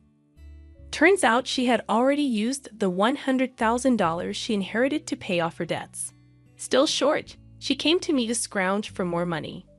Learning about the contents of the safe led to her actions, which in turn led to this whole mess. No wonder her husband was furious. In the end, my sister, who had fractured her leg, was hospitalized. Her husband came to the hospital and started talking about divorce. Naturally, my sister made a scene. "I'm not getting a divorce. Absolutely not." But it was too late. Her husband had brought the divorce papers. Seeing them, she had no choice but to sign. Now she's lying in her hospital bed stunned. There's a part-time job magazine next to her, so she's probably planning to start working part-time to pay off her debts. That would be a relief for me. As for me, I decided to move back to my parents' home after all the commotion. Of course, I'm worried about my mother, but there's another reason. I found out I'm pregnant. My husband and I talked it over and decided to move back home and have my mother help us with the children and childcare. I wish I could have told my father about the pregnancy while he was alive, but I'm sure he would be happy for us. So I'm looking forward to giving birth to a healthy baby.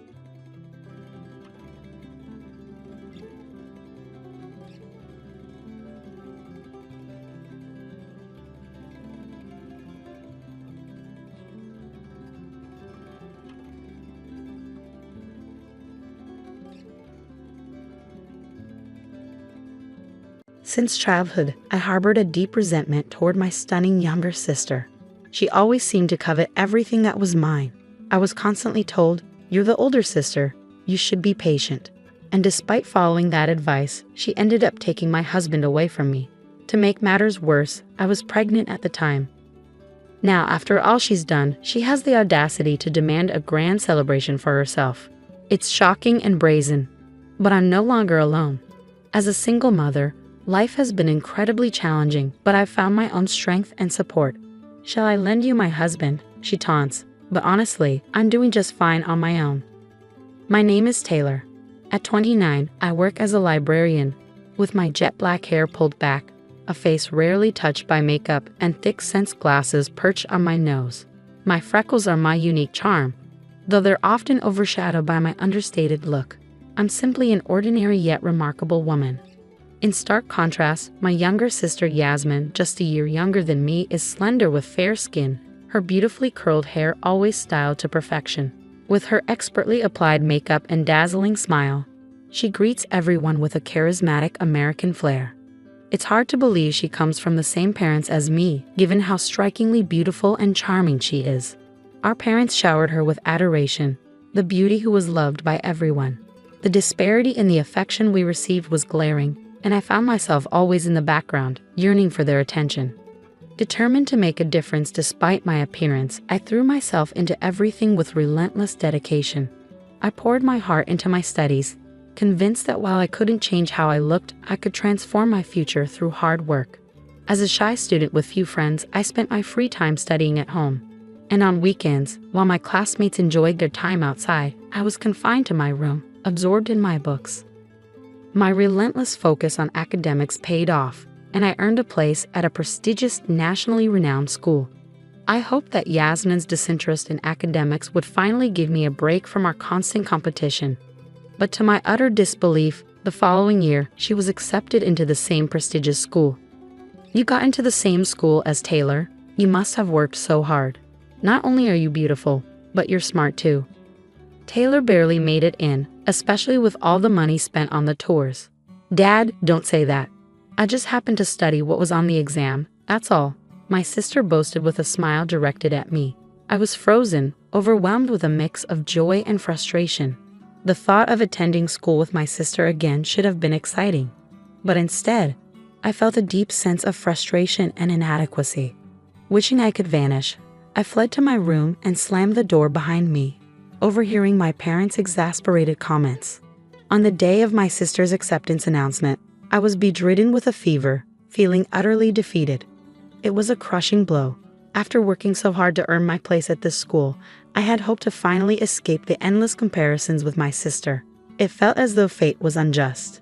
Yasmin seemed to excel at everything effortlessly, always topping the grades and showcasing talents I couldn't match.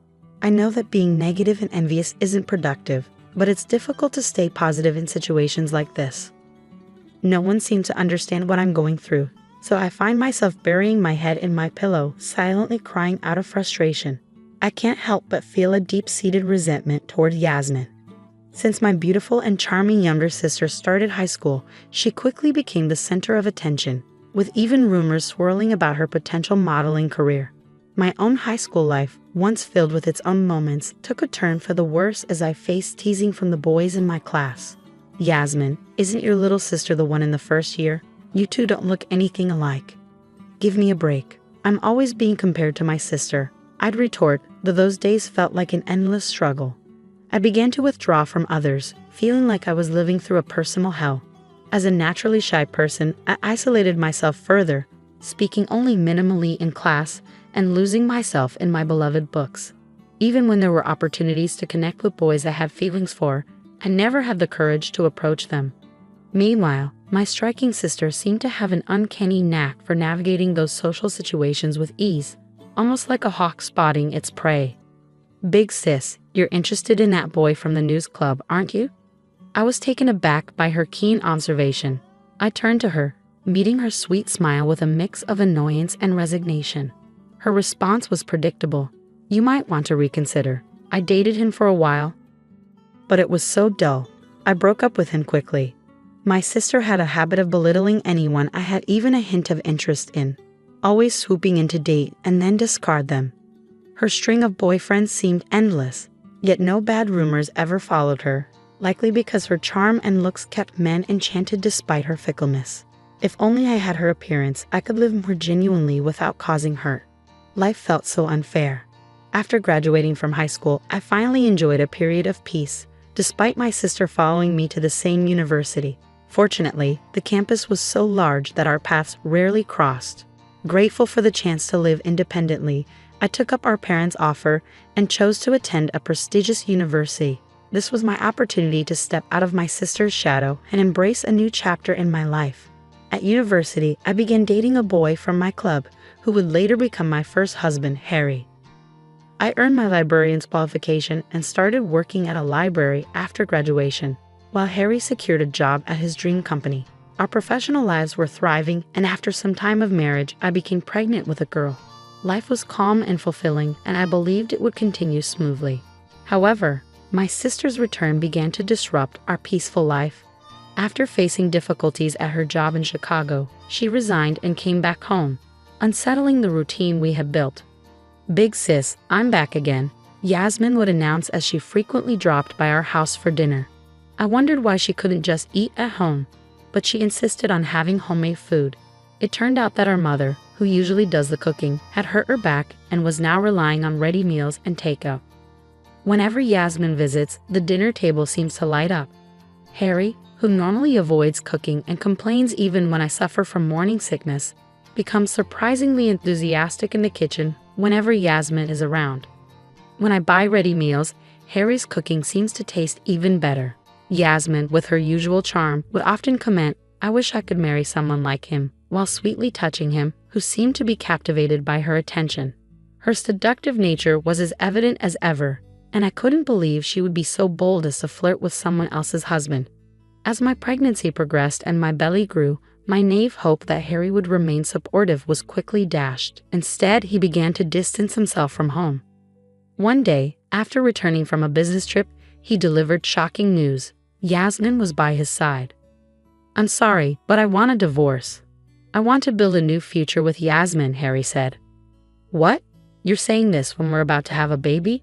I was stunned, and our views naturally clashed. Despite my protests, he insisted he had found true love and was moved by my words. Turning to my sister in disbelief, I asked, "Why him? Harry isn't particularly handsome, nor does he have an extraordinary income." "Well, married men seem stable," Yasmin replied nonchalantly. "I became interested in your husband, and before I knew it, we were drawn to each other. Attracted to each other. Do you realize you're taking the father away from me and our baby?" I could no longer ignore my sister's betrayal. This was beyond forgiveness. "It's my fault, not Yasmin's," Harry said defensively, standing by my sister, who showed no remorse. My anger quickly turned to resignation. In a state of despair, I packed a few belongings and left to inform my parents. They were appalled by the situation. Despite their past favoritism toward my sister, they insisted I stay with them until I could return to work after the birth. The divorce from Harry was finalized without complications, and the following month, I welcomed my daughter into the world. 3 years had passed, and I was fortunate to remarry. Since divorcing Harry, my 3-year-old daughter, Amy, has bonded well with my new husband, and we've built a happy life together. Then, out of the blue, I received a call from my sister. "Hello, big sis. How are you? I actually have a baby now. I decided it would be easier to raise a child close to our parents, so I've moved back. Let's catch up soon."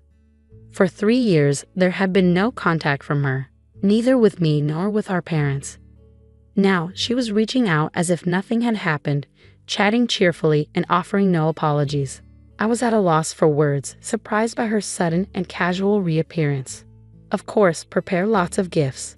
Oh, and ask Mom and Dad to forgive me. It's been 3 years. They can't still be angry, she said abruptly before ending the call. To make matters worse, I later received a text from her that read, "I'll lend you my husband if you need." Since I've been estranged from my sister, I haven't mentioned my remarriage to her. She seems to think I'm still a single mother. As I sighed in frustration, my husband, Ted, came home after finishing work. He's aware of how my sister had taken my previous husband from me. When I told him that my sister was coming to the neighborhood, claiming it was to celebrate her baby's birth, he laughed in surprise. "Your sister really has some nerve. If it were me, I'd be too guilty to show my face," Ted said with a hint of sarcasm, gently holding me from behind. "She's always been like that, beautiful and getting away with everything.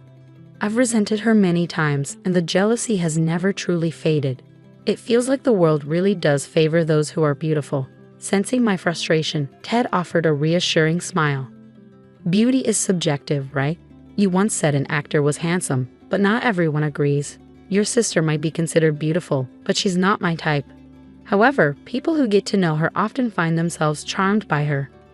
I see. Then shall we go and greet her together? Ted suggested. What? I exclaimed in surprise, and Ted laughed heartily. There's nothing for you to worry about. The idea that I could be swayed by your sister is unthinkable. I'd even bet on it. Besides, if we talk things through and establish clear boundaries, it might actually work in your favor, he said, and his words struck a chord with me. He was right. I was tired of living in fear of my sister. Determined to clear my heart and confront the situation head-on, I resolved to meet her in person.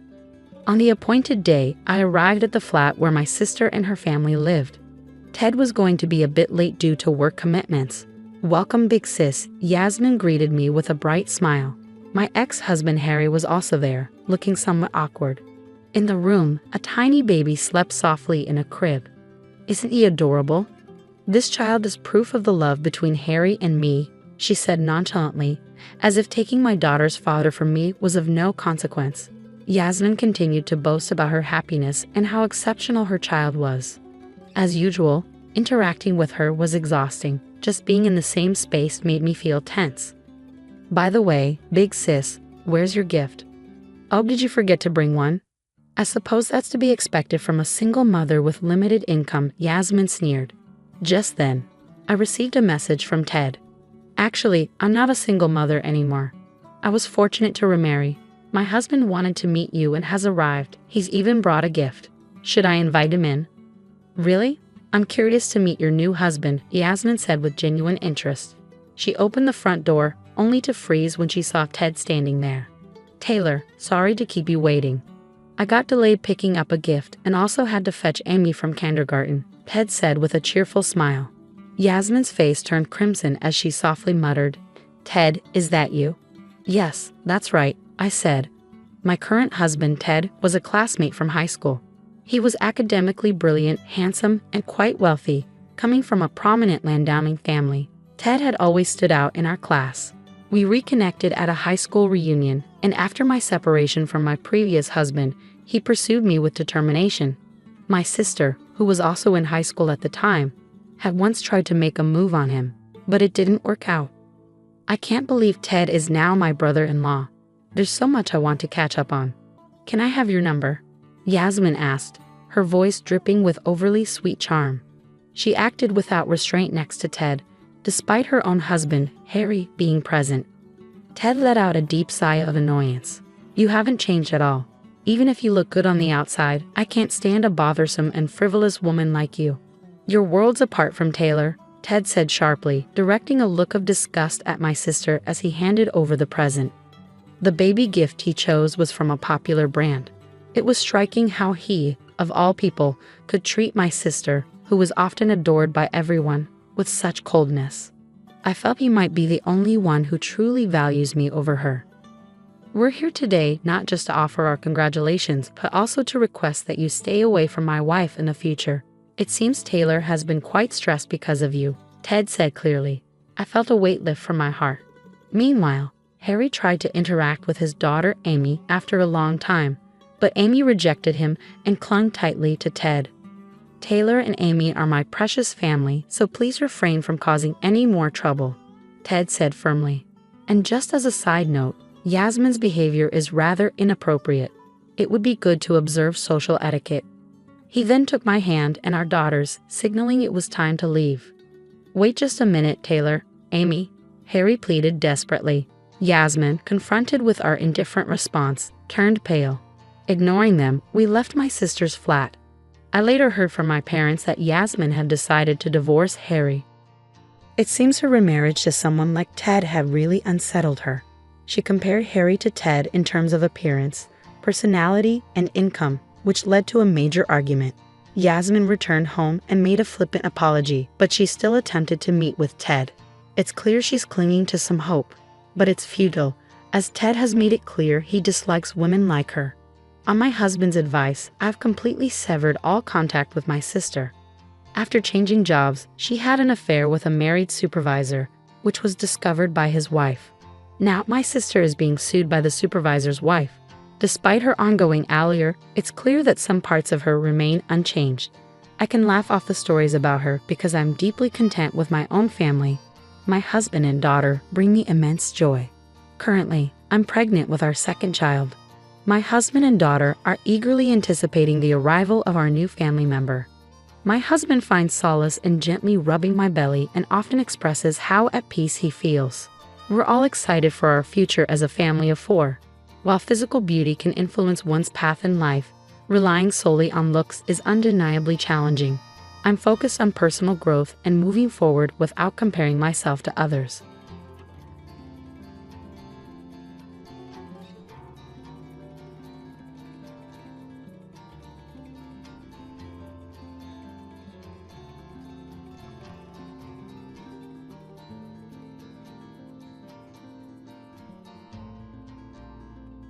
I am Emily, a 33-year-old office worker who tragically lost my parents in a car accident at the tender age of 8.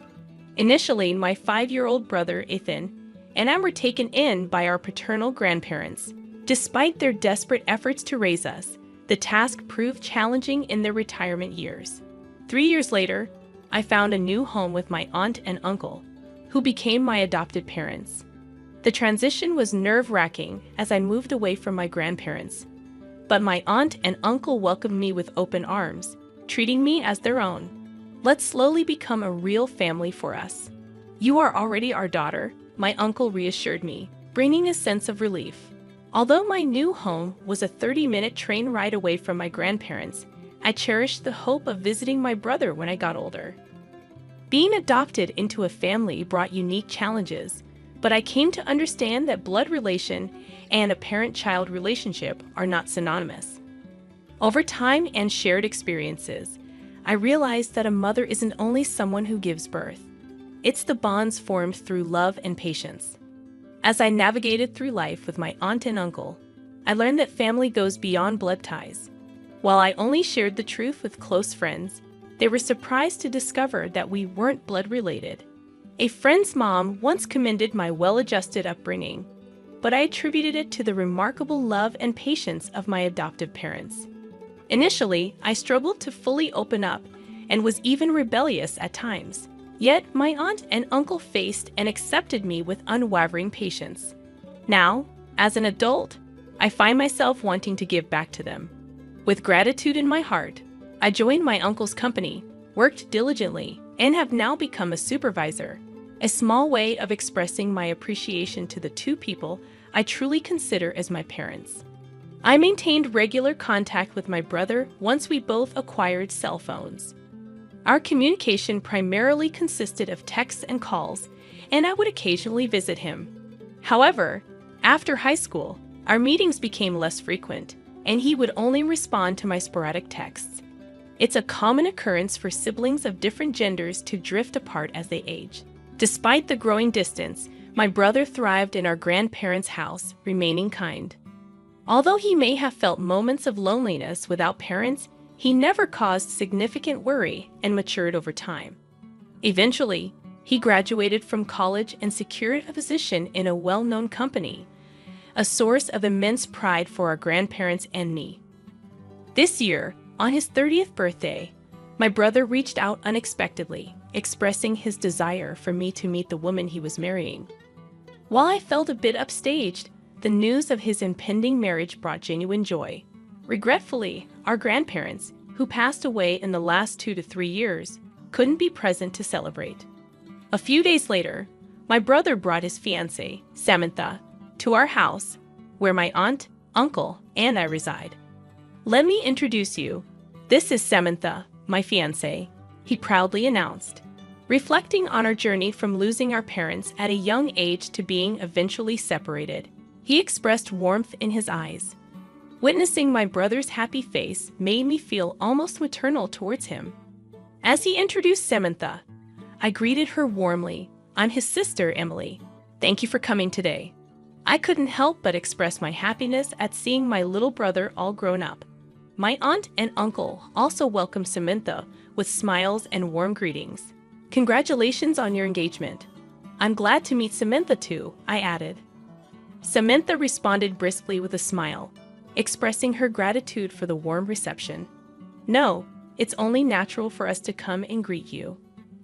I also wanted to have a chat with my future sister-in-law, she said, initiating a friendly conversation. I had envisioned her as a sheltered young lady, being the daughter of a company president. However, she appeared quite capable. Ethan, being a gentle and easygoing type, perhaps complimented her well. That day, as we all introduced ourselves and chatted over cake, my aunt and uncle included, she looked directly at me with determined eyes. Amidst various questions about my single status, plans for marriage, and life as the adopted child of the family, she seemed genuinely interested in getting to know me, her future sister-in-law. As we exchanged contact information before parting, she later reached out, suggesting we meet at a cafe. It felt like the beginning of gaining a sister, a somewhat ticklish feeling. However, my cheerful mood took an abrupt turn as we sat down for coffee. Ethan's fiancée expressed a desire to talk with me alone. Anticipating a discussion about my brother, I reassured her that I was open to any complaints or hard-to-say things. To my surprise, that wasn't her concern. With a sigh, she gazed intently at me and said, "I have a favor to ask before we get married." Her choice of words made me apprehensive. "So, you're the adopted child of that couple and single, right?" I confirmed, taken aback by her sudden question. Then she dropped a bombshell. "Ethan is practically a stranger to you now, right? Please don't involve yourself with us after we get married. We won't invite you to the wedding since you're a stranger." Stunned, I blurted out my surprise. "Wait, just wait a minute. What is she talking about? I might be a stranger legally to my brother, but we are real siblings. I have no intention of meddling in your married life. But I do want to attend and celebrate your wedding. I've heard that no family is free of problems between daughters-in-law, mothers-in-law, or sisters-in-law. Is she trying to preemptively ward off any potential issues with me, her future sister-in-law? But I have no intention of interfering in my brother's marital life." I gently reassured her that there was no need to be so wary, but she shook her head at my words and spoke again. "Please don't misunderstand. I'm saying you're a stranger to us, family yet considered strangers." I couldn't comprehend what she was saying and tilted my head in confusion. "Ethan and you have been strangers for a long time, right? You're still unmarried and living with those elderly folks, not even on your own. Being an adopted child and single, it would be troubling if you were to rely on us in the future," she declared firmly, delivering such cold words for the sister of her future spouse. Taken aback, I responded, but she continued without concern. "It's out of the question for you to rely on us after they pass away. They're still healthy, so please don't say such things. Besides, I have my own job and income. For now, if you were unemployed, I wouldn't have even come to greet you," she interrupted me, glaring. "Anyway, we won't invite you to the wedding, and you don't need to invite us to any of your family events either. Just because you're single, don't expect any future support or care from us." I felt a wave of confusion and questioned what she thought of me. Sure, I'm single now, but I have a job and savings. Considering a family member of her future spouse in such a way made me feel dizzy. I tried to express my understanding, but not even being notified about family events seemed too extreme. "I understand how you feel, but not even notifying about family events seems too much. I don't think Ethan would agree. Just because we've seen less of each other as adults doesn't mean our family bond is gone," I responded firmly. "Well, minimal involvement is unavoidable, I guess, but please gradually distance yourself," she said so nonchalantly, making me feel sad. "I'm asking for the sake of our happy marriage. If you refuse, it might complicate our marriage. Remember, it was Ethan who wanted to marry. Think about his happiness, okay?" She implied that if I didn't accept this, she might not marry Ethan. It sounded more like a unilateral ultimatum than a request. The proud smile Ethan had just days ago came to mind. While the conditions seemed unreasonable, I didn't want to interfere with my brother's marriage. Faced with her irrational demands, I was left speechless. That night, when I told my aunt and uncle about the day's events, they both found it hard to believe. Understandably so, as she seemed so pleasant when we talked the other day. I was equally shocked. Initially, I thought she didn't want a sister-in-law meddling, but it went beyond that. She insisted that we were strangers and wouldn't hear otherwise. Concerned, my uncle asked, "What will you do?"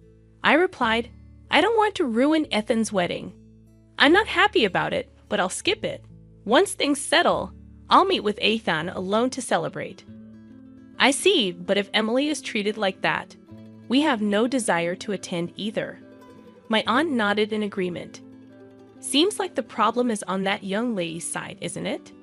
My uncle said, puzzled, and my uncle nodded with a slight smile. Then came the wedding day with a clear and blue sky. I shouldn't have been there to witness my dear brother's special day up close, but it couldn't be helped. My cell phone rang, displaying Samantha's name. I had saved her number affectionately, thinking she'd become my sister-in-law, but now she was a stranger. Feeling no obligation to answer the call, I switched to silent mode, but the calls persisted, like a persistent demon. My aunt and uncle chuckled, guessing who was calling. I wondered what kind of face Samantha, who had bluntly told me I was a stranger, was making. The calls finally stopped, but my phone's call history was filled with Samantha's name. I chuckled at the thought of her being a stalker. There were voicemails, but I didn't feel like listening to them. That afternoon, as my aunt, uncle, and I enjoyed our favorite donuts, the intercom rang insistently. When I went to the door, Samantha, Ethan's fiancée, burst in furiously. "Why aren't you answering your phone? Do you know how many times I called? Aren't you supposed to be getting married today?" she explained.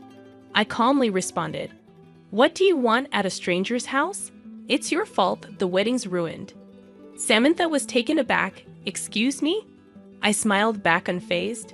"You didn't let your uncle and aunt attend because you weren't invited." "I haven't done anything. I just didn't go to the wedding, as you told me." "That's right, you told me not to come to the wedding because I'm a stranger. Why should I answer a stranger's call?" I continued. Samantha questioned, "So, why are you here?" I replied, "Well, because your uncle here is the president of the Electrical Industry Association," and someone started saying he wasn't there. Suddenly, Ethan appeared with Samantha.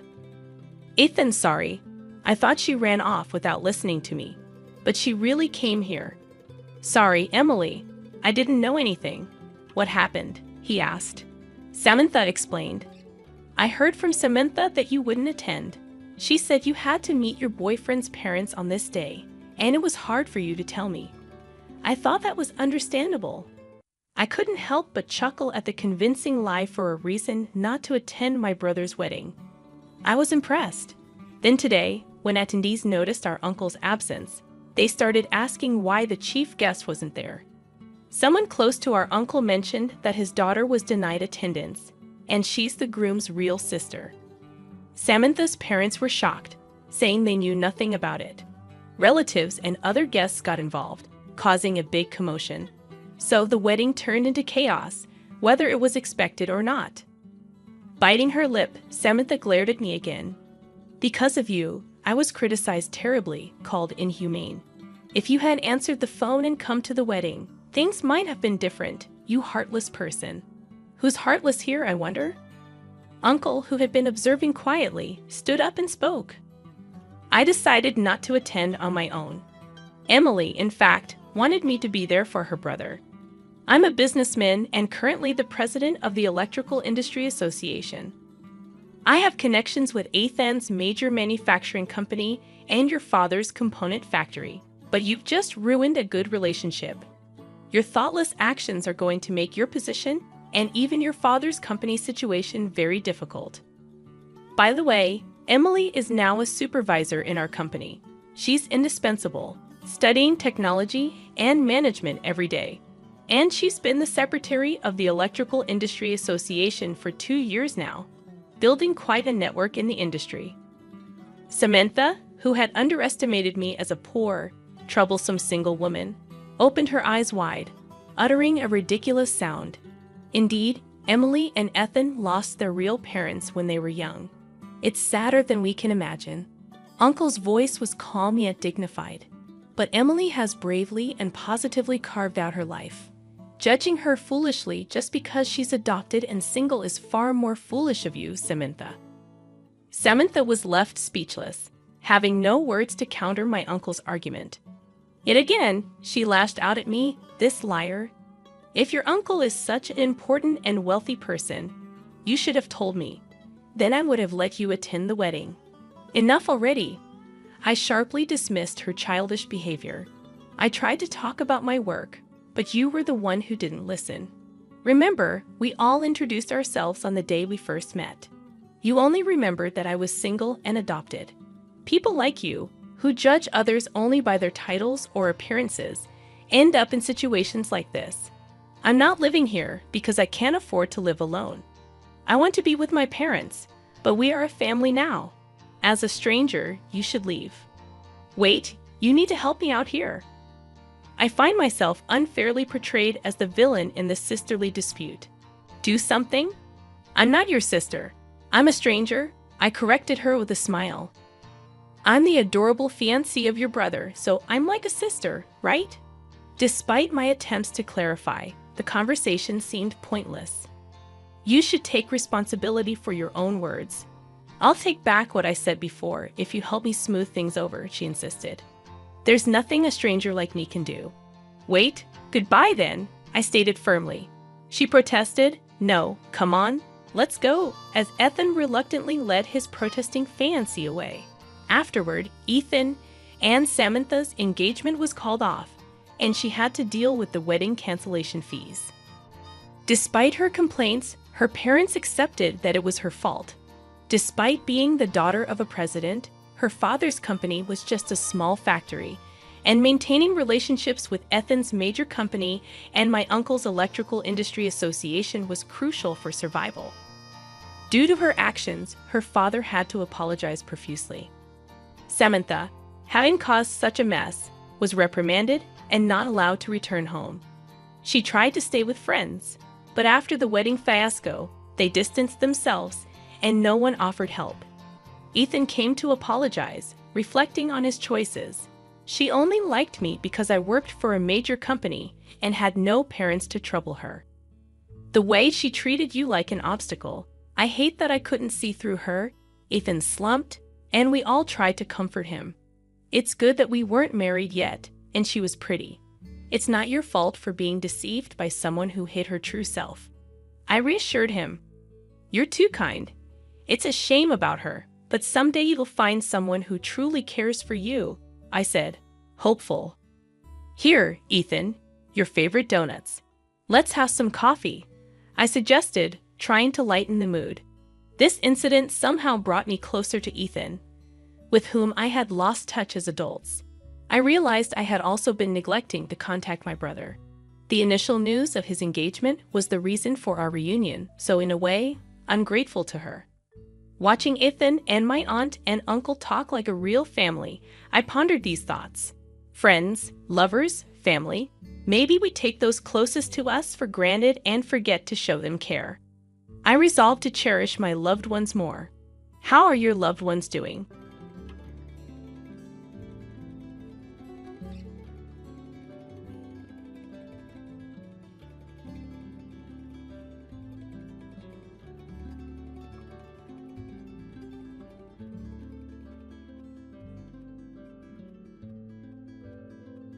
Ding dong, clatter, clatter, bang, bang, bang. Are you kidding me? Let me in right now. Do you want everyone to see me causing a scene here? Is this how you treat your husband who's been working on Christmas and comes home to this mess? My husband was furious, pounding on the gate of my family's home. Christmas is usually a special time for us, just before the big day. I accidentally found an envelope recently that revealed my husband's betrayals. As a wife and mother, I've been living through miserable and hopeless days since then. He had been working late, he said, but really he was spending our money on his girlfriend. He barely even bought presents for our kids. I couldn't stand it anymore. I opened the door and confronted him in front of my family. And then, what? What's going on? I'm just an ordinary housewife, living with my husband and 2 children. Depending on your values, some people might spend Christmas Eve with a boyfriend or girlfriend and Christmas Day with their family. And that's how it was for me. I have a brother and a sister, and since we were young, if any of us were dating someone, we'd spend Christmas Eve with them. Our family does things a bit differently from others. We don't always celebrate Christmas on the 25th because of our jobs. Both our parents and us have work that keeps us busy even on holidays. So instead, we made our own tradition, celebrating Christmas when we all had time off during the winter break. We cook together, enjoy cake, and watch special year-end TV shows. As we grew up and became independent, my brother, sister, and I kept up this tradition in our own ways. A few years ago, I got married and had children of my own. At first, celebrating Christmas Eve with my husband and our child was a joyful time. But over time, our relationship changed from being romantic partners to focusing more on our family as a whole. Christmas Eve started to feel more like a routine than a special occasion. Eventually, we both agreed that our children's happiness was what mattered most at Christmas. Any discussion about what to do on Christmas Eve slowly faded away. So when my husband said, "Sorry, I might be stuck at work overnight on the 24th. The kids celebrate Christmas on the 25th, right? I'll try to be back by then," it felt like a natural progression of how our Christmas traditions had evolved. I wasn't particularly emotional when I realized my husband wouldn't be home for Christmas Eve. It was just another sign of how our relationship had changed over time. Despite this, I still love him deeply and I'm content with our life together. So I focused on preparing for our kids' Christmas alone, considering it another form of happiness. Hey, is this all the money we have for living expenses this month? Did something unusual happen with your paycheck? I hate to sound critical, but expenses always pile up at year-end. I was hoping we could stretch our budget a bit more with Christmas coming up in about a month. I was shocked to see that the money my husband gave for living expenses was significantly less than usual. I quickly pleaded with him. If I could have managed it, I would have done so already. Things are tight on my end too. There are work-related parties and expenses that I have to cover upfront for the new year. Do you think I enjoy cutting back like this? Managing our budget with limited resources is also a crucial part of being a housewife, isn't it? My husband seemed visibly frustrated and avoided looking at me or talking further. You're right, sorry. I'll do my best too, but it's almost Christmas, right? The kids are eagerly waiting for their special presents. Please, for their sake, let's make this time of year special. I don't want us to not afford their gifts. In our family, there's a rule. Normally, if the kids want something, they have to explain why they need it. But for birthdays and Christmas, they can ask for anything without conditions. That's why I wanted to ensure we have enough money for them, thinking about how much they love Christmas. Honey, let's be a bit more careful with our spending. Kids, what do you want for Christmas? My husband sighed loudly and called the kids over. I want a cartoon DVD set, but I also want a picture book about trains, Dad. Which one do you think is better? Well, the book, definitely. It will help you learn to read, and you can share it with your friends at their houses. You could even read it to younger friends. You'd be such a cool big boy. I really want a new doll set so I can feed it and sleep with it, but my crayons broke recently and now I can't draw. I wonder which wish Santa will grant. I think crayons would be great, Lena. You're so talented at drawing, and I love seeing your artwork. Ask Santa for some really nice ones, even better than the ones you had before.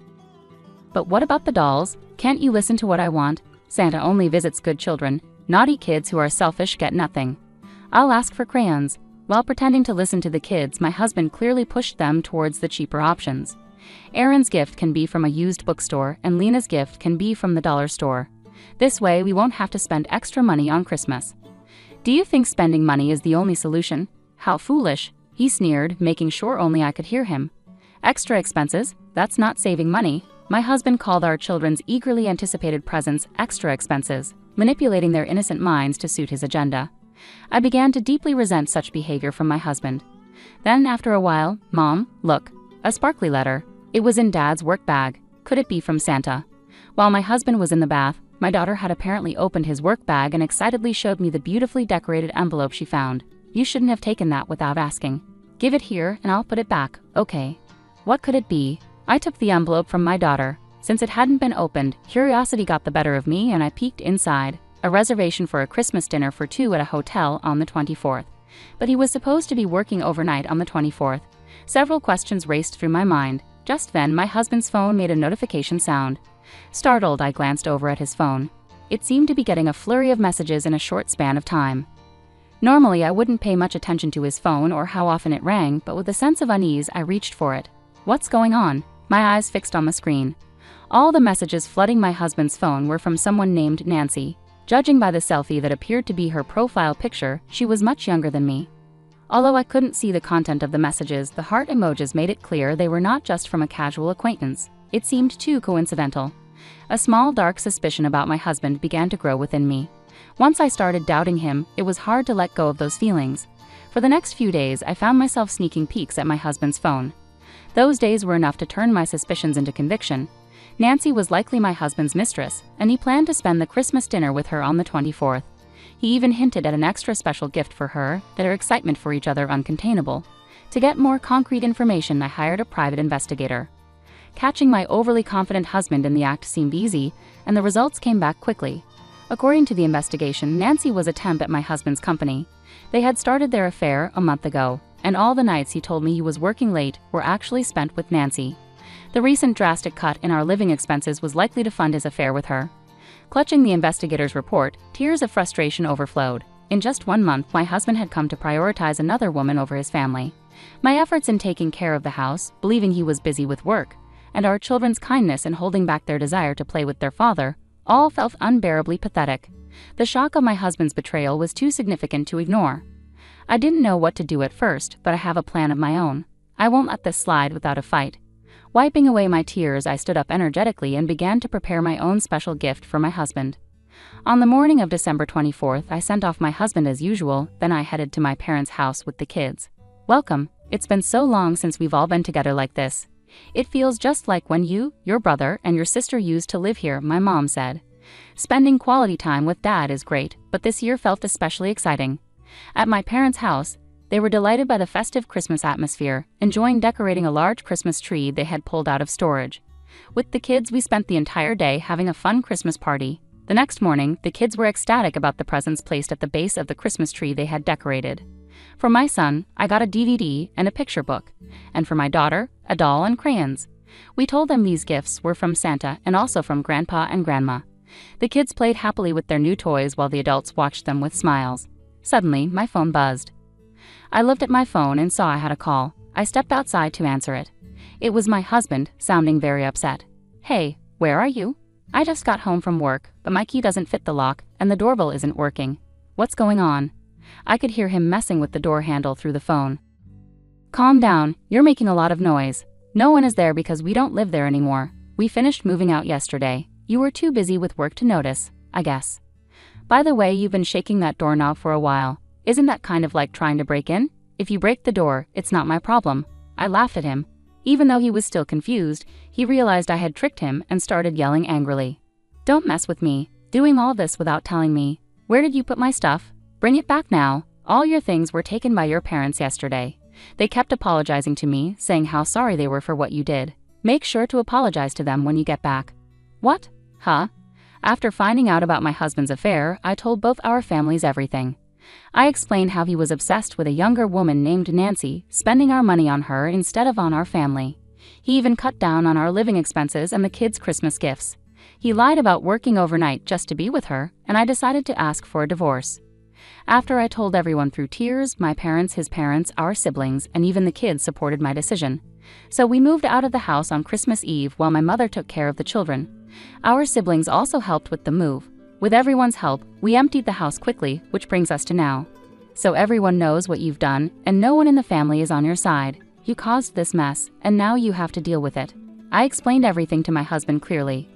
By the time I finished explaining everything, my husband was furious and started shouting at me. "You worthless woman! Your disrespectful attitude towards me, your husband, is the real problem here. I am the precious only son, you know. Blaming others while you're no saint yourself, acting all high and mighty. My parents siding with you. Ha, you must have played the victim and cried to them. Who do you think my parents will ultimately believe, their precious son or some outsider woman? You're as foolish as ever, Hava. I'll be demanding alimony from you right away." "Oh really? Then go ahead and talk to them now. Here, be my guest." Saying that, I turned on the speakerphone on my cell. "Then I never thought you were such a rotten person. Are those the words of someone who has committed adultery? You are the worst. You're the shame of our family."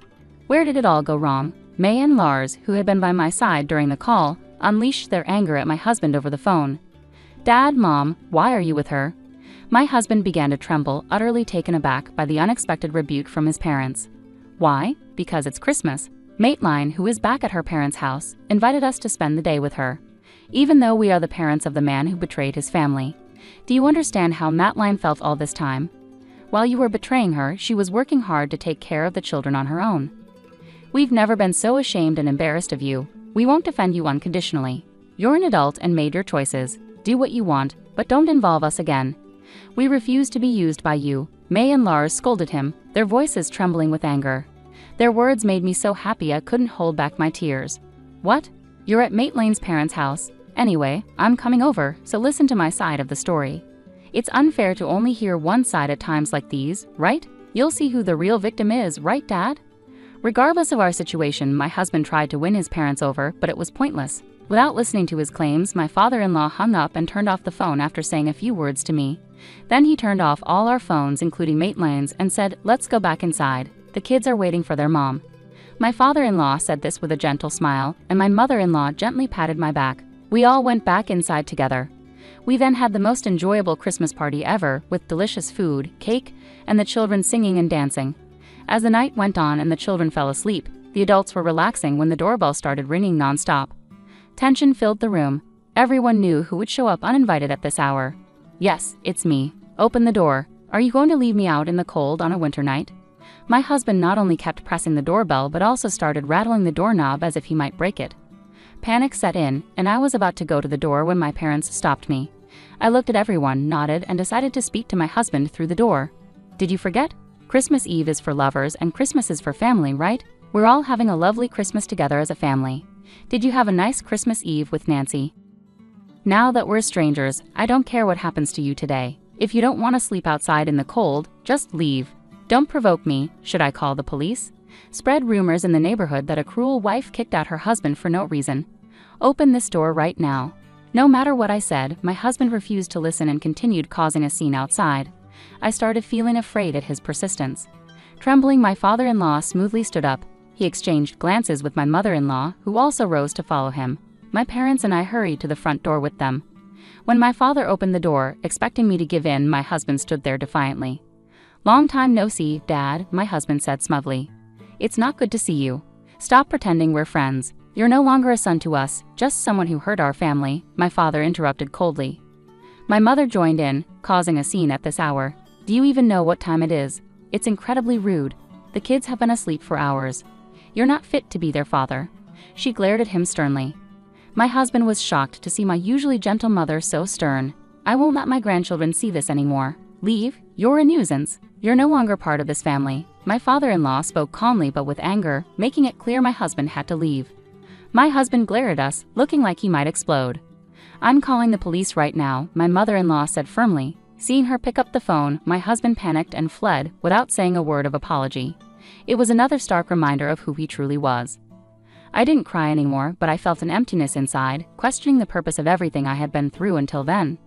"How about some warm tea, and then you can get some rest?" My mother gently touched my shoulder with a kind smile. Everyone welcomed me back with warmth and understanding. I went to my room, grateful for the unwavering support of my family. Meanwhile, my husband, now without a home, went to his parents' house. They had changed the locks after hearing my side of the story, so he couldn't get in. They turned him away when they returned, unwilling to let a stranger into their home. Left out in the cold, my husband finally realized the gravity of his actions and his parents' words. Now he sincerely regrets his actions and has agreed to the divorce and alimony. I had a lawyer ready just in case, but thankfully it didn't turn into a messy legal battle. After the divorce was finalized, I started a new life at my parents' house with my children. I'm focused on my work and raising my kids with the loving support of my parents. It's busy, but every day feels meaningful. Although I won't see my ex-husband again, I stay in touch with my in-laws. They're wonderful grandparents to my children and a great support to me. Even though we're no longer family on paper, I hope they'll always be part of our lives and continue to watch over the children as they grow. Do you both have everything? Let's go. Don't forget to say goodbye to Grandma and Grandpa. Bye. I silently prayed for these ordinary, peaceful days to last forever and looked forward to celebrating next Christmas together as a family, seeing my children's happy smiles.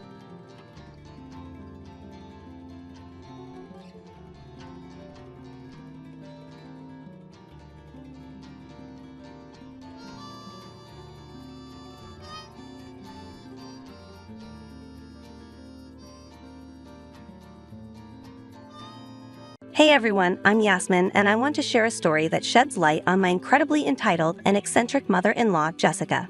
My husband Kai suggested sharing this tale because he enjoys reading them from time to time. Before you find it odd, let me clarify that he's well aware of his mother's eccentricities, having been her first victim. Kai's upbringing involved Jessica, who divorced his father shortly after his birth. He experienced her craziness firsthand and distanced himself as much as possible.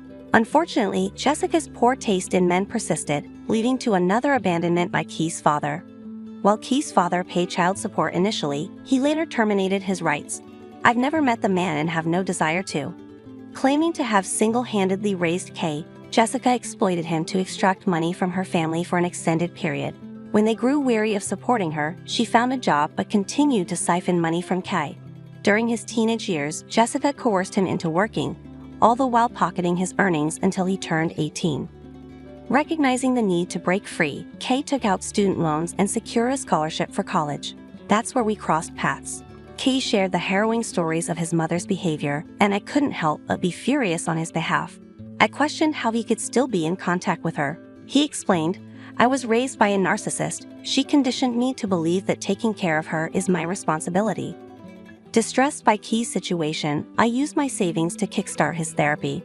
Although initially resistant, Kai eventually embraced the process, gaining confidence and slowly standing up to his manipulative mother.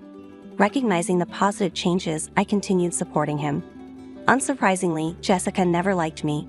During our first meeting, she accused me of being a gold digger who poisoned her son against her. I defended myself, highlighting that I used my money to help Kai access therapy. Over the years, Kai and I graduated, got married, and secured good jobs. Despite working hard for our success, Jessica persisted in her financial demands. She eventually got married to a disrespectful man named Frank, and Kai reluctantly agreed to rent her an apartment. When we bought a house, she expressed her satisfaction, stating, "Heave, I'm so happy that you finally bought a house. I was getting tired of living in an apartment. So when can Frank and I move in?" "Excuse me, what are you talking about?" "Well, I'll be moving into your house with Frank. That's what I'm saying. Why should I live in an apartment when you are housing your wife for free?" "Jessica, we both bought this jointly. I literally co-own this place with Kai. I don't live here for free. You are the one who lives in the apartment for free since Kai pays the rent." "Watch your mouth, Jasmine. I don't tolerate disrespect from anyone. I'm talking to my son about his house. I didn't ask you anything. I have the right to talk since it's also my house you are talking about. You're not staying with us, and neither is Frank. That's for my son to decide, and he knows that it's his responsibility to take care of me. I'm already taking care of you, Mom. You don't get to move into my house to raise me. That's not how it works, and there is no chance of an argument, so don't even try. You're acting like an entitled brat, Keith. Your mom worked hard to raise you, and you need to take some responsibility for her. Now, be a good son and give us a copy of your keys so that we can move in. You don't get to say what I do with my house keys, Frank. Neither of you is even getting a copy of our keys. I'll say this for the last time, you two will not be moving into our house. That's it." You would think that's the end of it. Well, it isn't. For days, Frank and Jessica kept harassing us and guilting us. Jessica even said some horrible things to me because she thought I was manipulating Keith and making him abandon her. It was funny at first, but soon we got fed up. One day, Kay went to their apartment to drive it into their heads that they wouldn't be moving in. We thought our point got across since we stopped hearing from them. Problem solved. Well, not quite. A month after we moved into our house, we had a small vacation coming up. After saving for years, we finally decided to go on a break to celebrate our house purchase. It was supposed to be a relaxing vacation for the two of us by the beach. We both took time off and decided to take things easy for that week. We flew there and had a blast from the first day itself. But as evening came, something shocking happened. I got a notification from the Ring camera on my house's door. Yes, we did set up surveillance cameras before we went on vacation since we didn't ask anyone to house sit. We thought that it would be important. Now, I had no idea who would even show up at the door. The neighborhood is pretty safe, and we have lived there before. Hardly anything ever happened there, so I was curious why there was so much activity at the house. I opened my phone to see what the hell was going on there.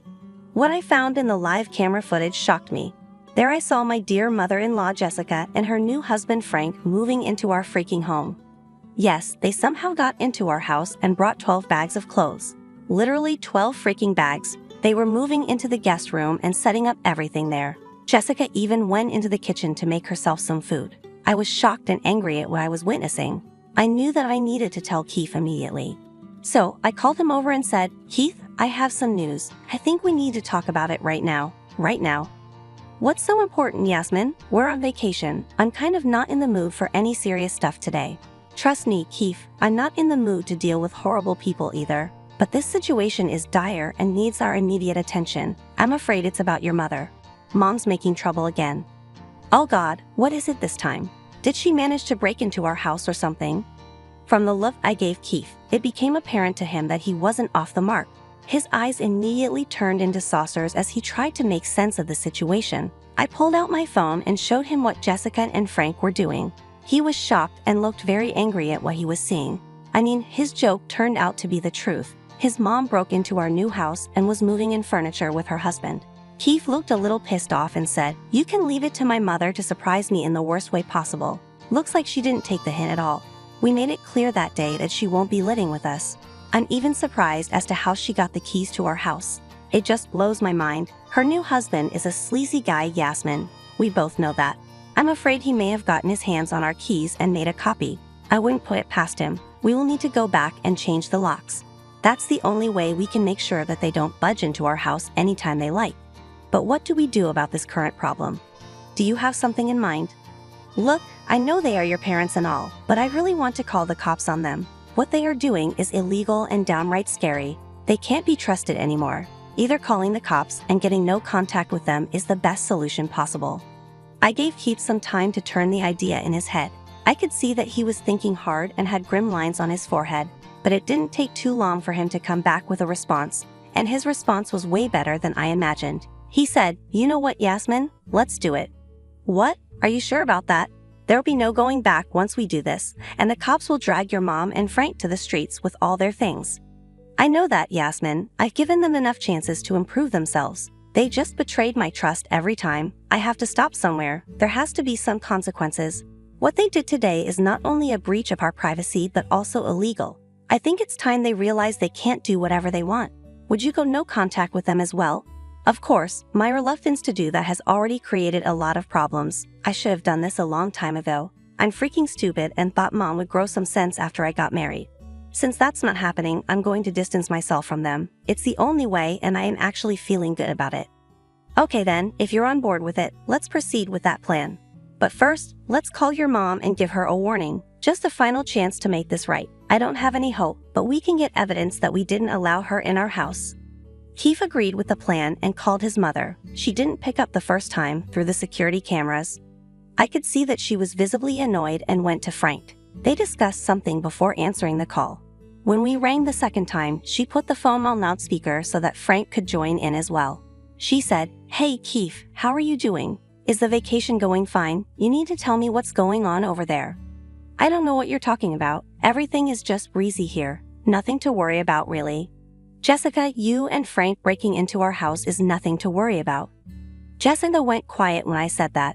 On the security tapes, we could see that she tensed and looked at Frank again. I mean, Frank was better at fooling and manipulating people, so this was expected. Jessica wanted her new husband to come up with some plan.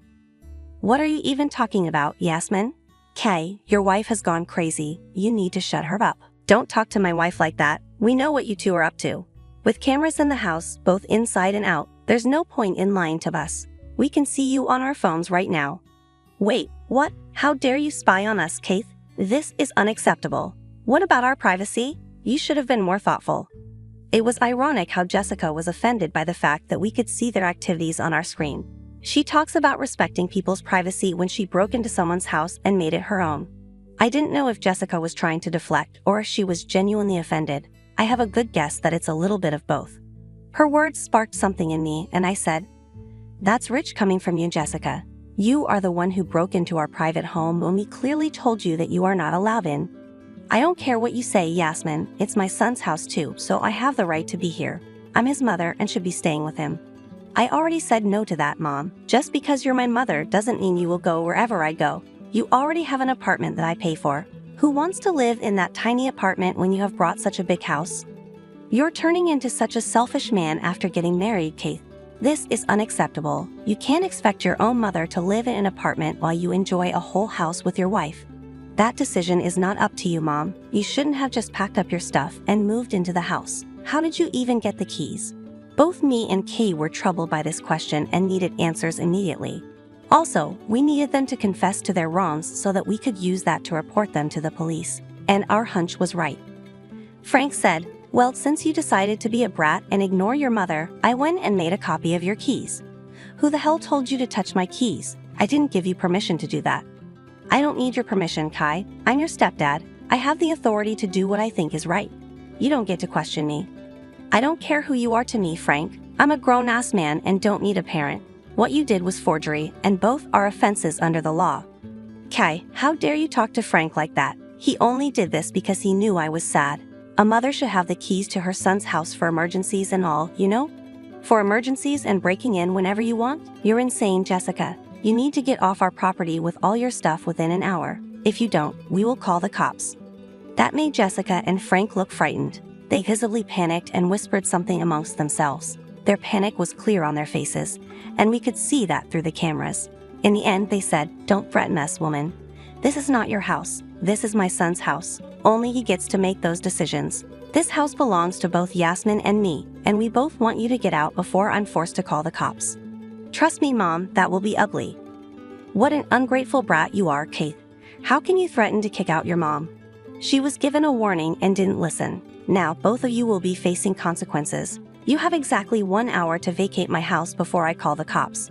Remember that I have you on surveillance and I will know what you are doing."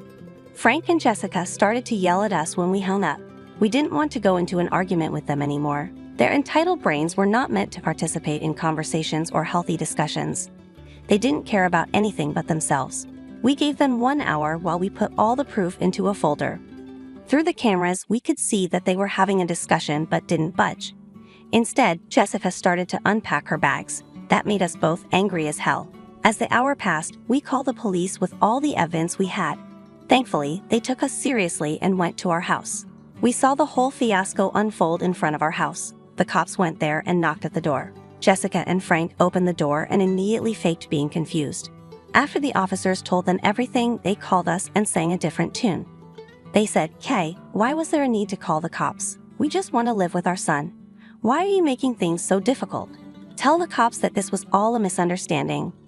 "I don't want you living with me, Mom. I said that 100 times now. Stop being so freaking entitled. Leave before the cops arrest you and we are forced to press charges." "Kay, don't do this. Please look, we have nowhere to go. You need to let us stay here. Just tell the cops to leave. We will have a calm discussion about this once you come back." "Absolutely not, Mom. You need to back up and go to your apartment. I want my house empty today and right now, Keith. Actually, we can't go back to the apartment. I canceled the lease and sold my furniture. We really have nowhere to go. I thought that she wouldn't mind living with us, so I canceled the lease myself." The audacity of this woman shocked me to the core. She canceled her lease because she thought she could force us to house her. She was freaking insane. Keith was boiling with rage and ready to scream at her sorry ass. He said, "You went behind my back and canceled your lease? What the freaking hell, Mom? You know what? That's not my problem. I don't care where you go. You need to vacate my house." No, Keith. Please listen to me. I've nowhere to go. Don't kick us out. I'm your mother. Do you want your mother to be homeless? You made yourself homeless, Mom, since you don't want to stay in a rented apartment anymore. I won't give you rent money anymore. I'm freaking done. You can take your new man and figure out something for yourself. Get out of my house and don't try to contact me again. At this point, Jessica was literally crying and begging to make us hear her out. She even cried to me and brought up my dead mother to guilt me. They had the very opposite reaction than what she expected. Me and Key got so mad that we shouted at them and hung up. We immediately blocked the numbers because they crossed all our boundaries in one day and somehow made things worse than ever. The cops stayed back at the house and made sure that Jessica and Frank left. I called a mutual friend to help house it until we came back. She also assured me that she would call a locksmith to change our door lock the next day. She's a friend from college, and we trust her a lot. We knew that she would make sure our house was safe. She lived in an apartment, so it was easy for her to come to the house. Frank and Jessica left and went to God knows where. My guess is they spent the night at the hotel and bought new phone numbers to harass us. It didn't work. No relative took their side either because they knew Jessica well enough, and they didn't want to be in her drama. Also, they told her in no uncertain terms that they wouldn't house or help her out in any way. That made Jessica focus her attention back on us. For the rest of our vacation, we kept our phones switched off. We opened our phones once daily to check for emergencies, and that's it. We also only called our friend to make sure everything was all right. Yes, Jessica and Frank did show up again and tried to get in. They left after the friend threatened to call the cops again. We're thinking of sending a cease and desist letter before they escalate their behavior. Thankfully, they didn't want to know why. When we got back from vacation, we found out that Frank had decided to leave Jessica. Why, you may ask? Because she couldn't house and feed him for free anymore. Jessica was devastated and begged her son to talk to her. She finally realized that she needed her son for money. Keith didn't soften at all. He stuck to the no-contact decision that is still in place today. The last we know from family is that Jessica rented a trailer and still works at the retail store with no hope of retirement in sight.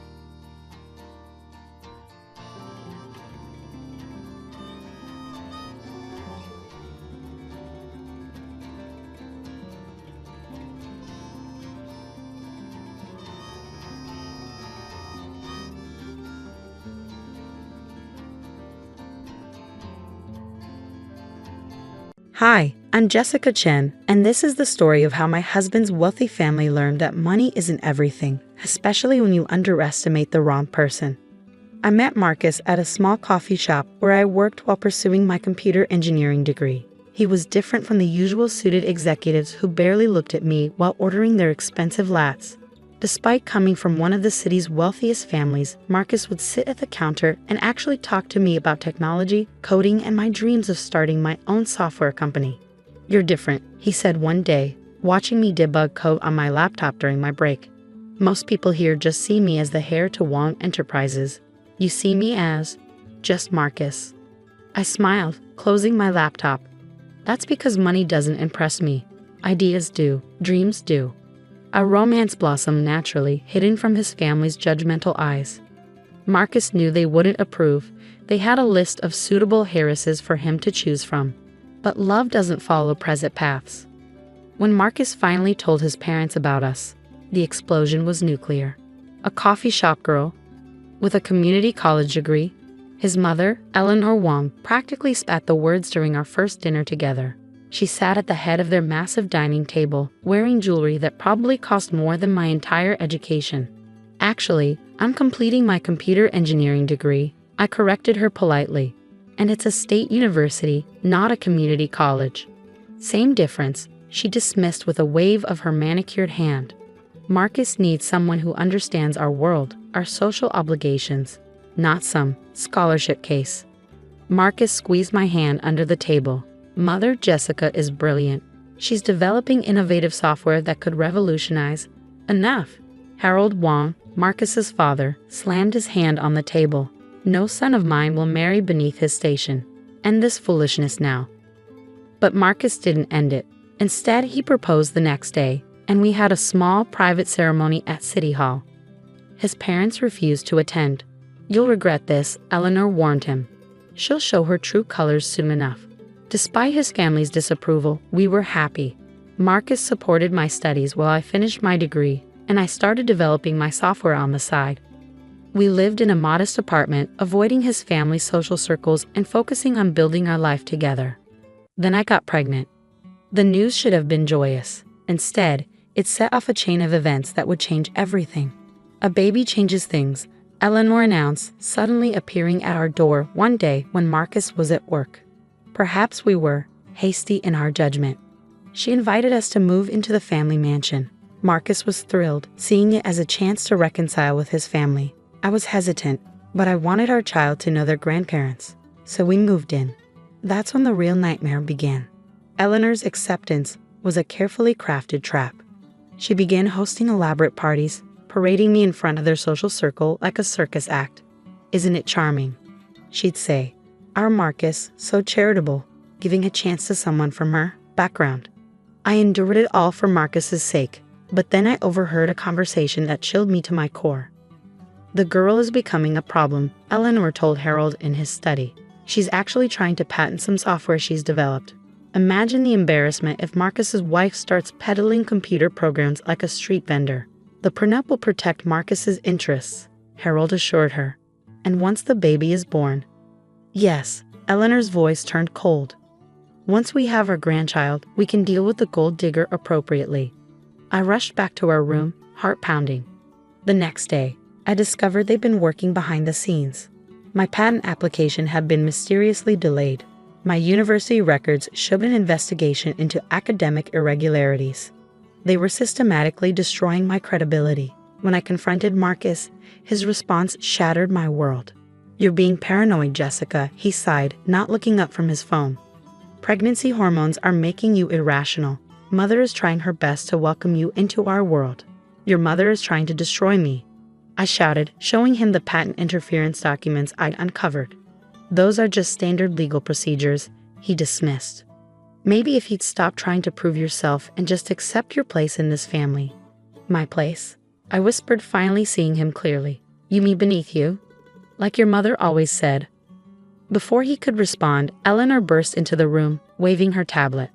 "How dare you?" she shrieked, "arguing with my son in his own home, causing him stress with your wild accusations?" What happened next seemed to unfold in slow motion. Eleanor clutched her chest dramatically, stumbling. "My heart? The stress. She's trying to kill me." Marcus rushed to his mother while Harold appeared from nowhere, pointing at me with rage. "Get out. Get out of this house now." "Marcus," I pleaded, but he wouldn't even look at me, too busy attending to his mother's theatrical performance. Security guards appeared, escorting me out with just my purse and the clothes on my back.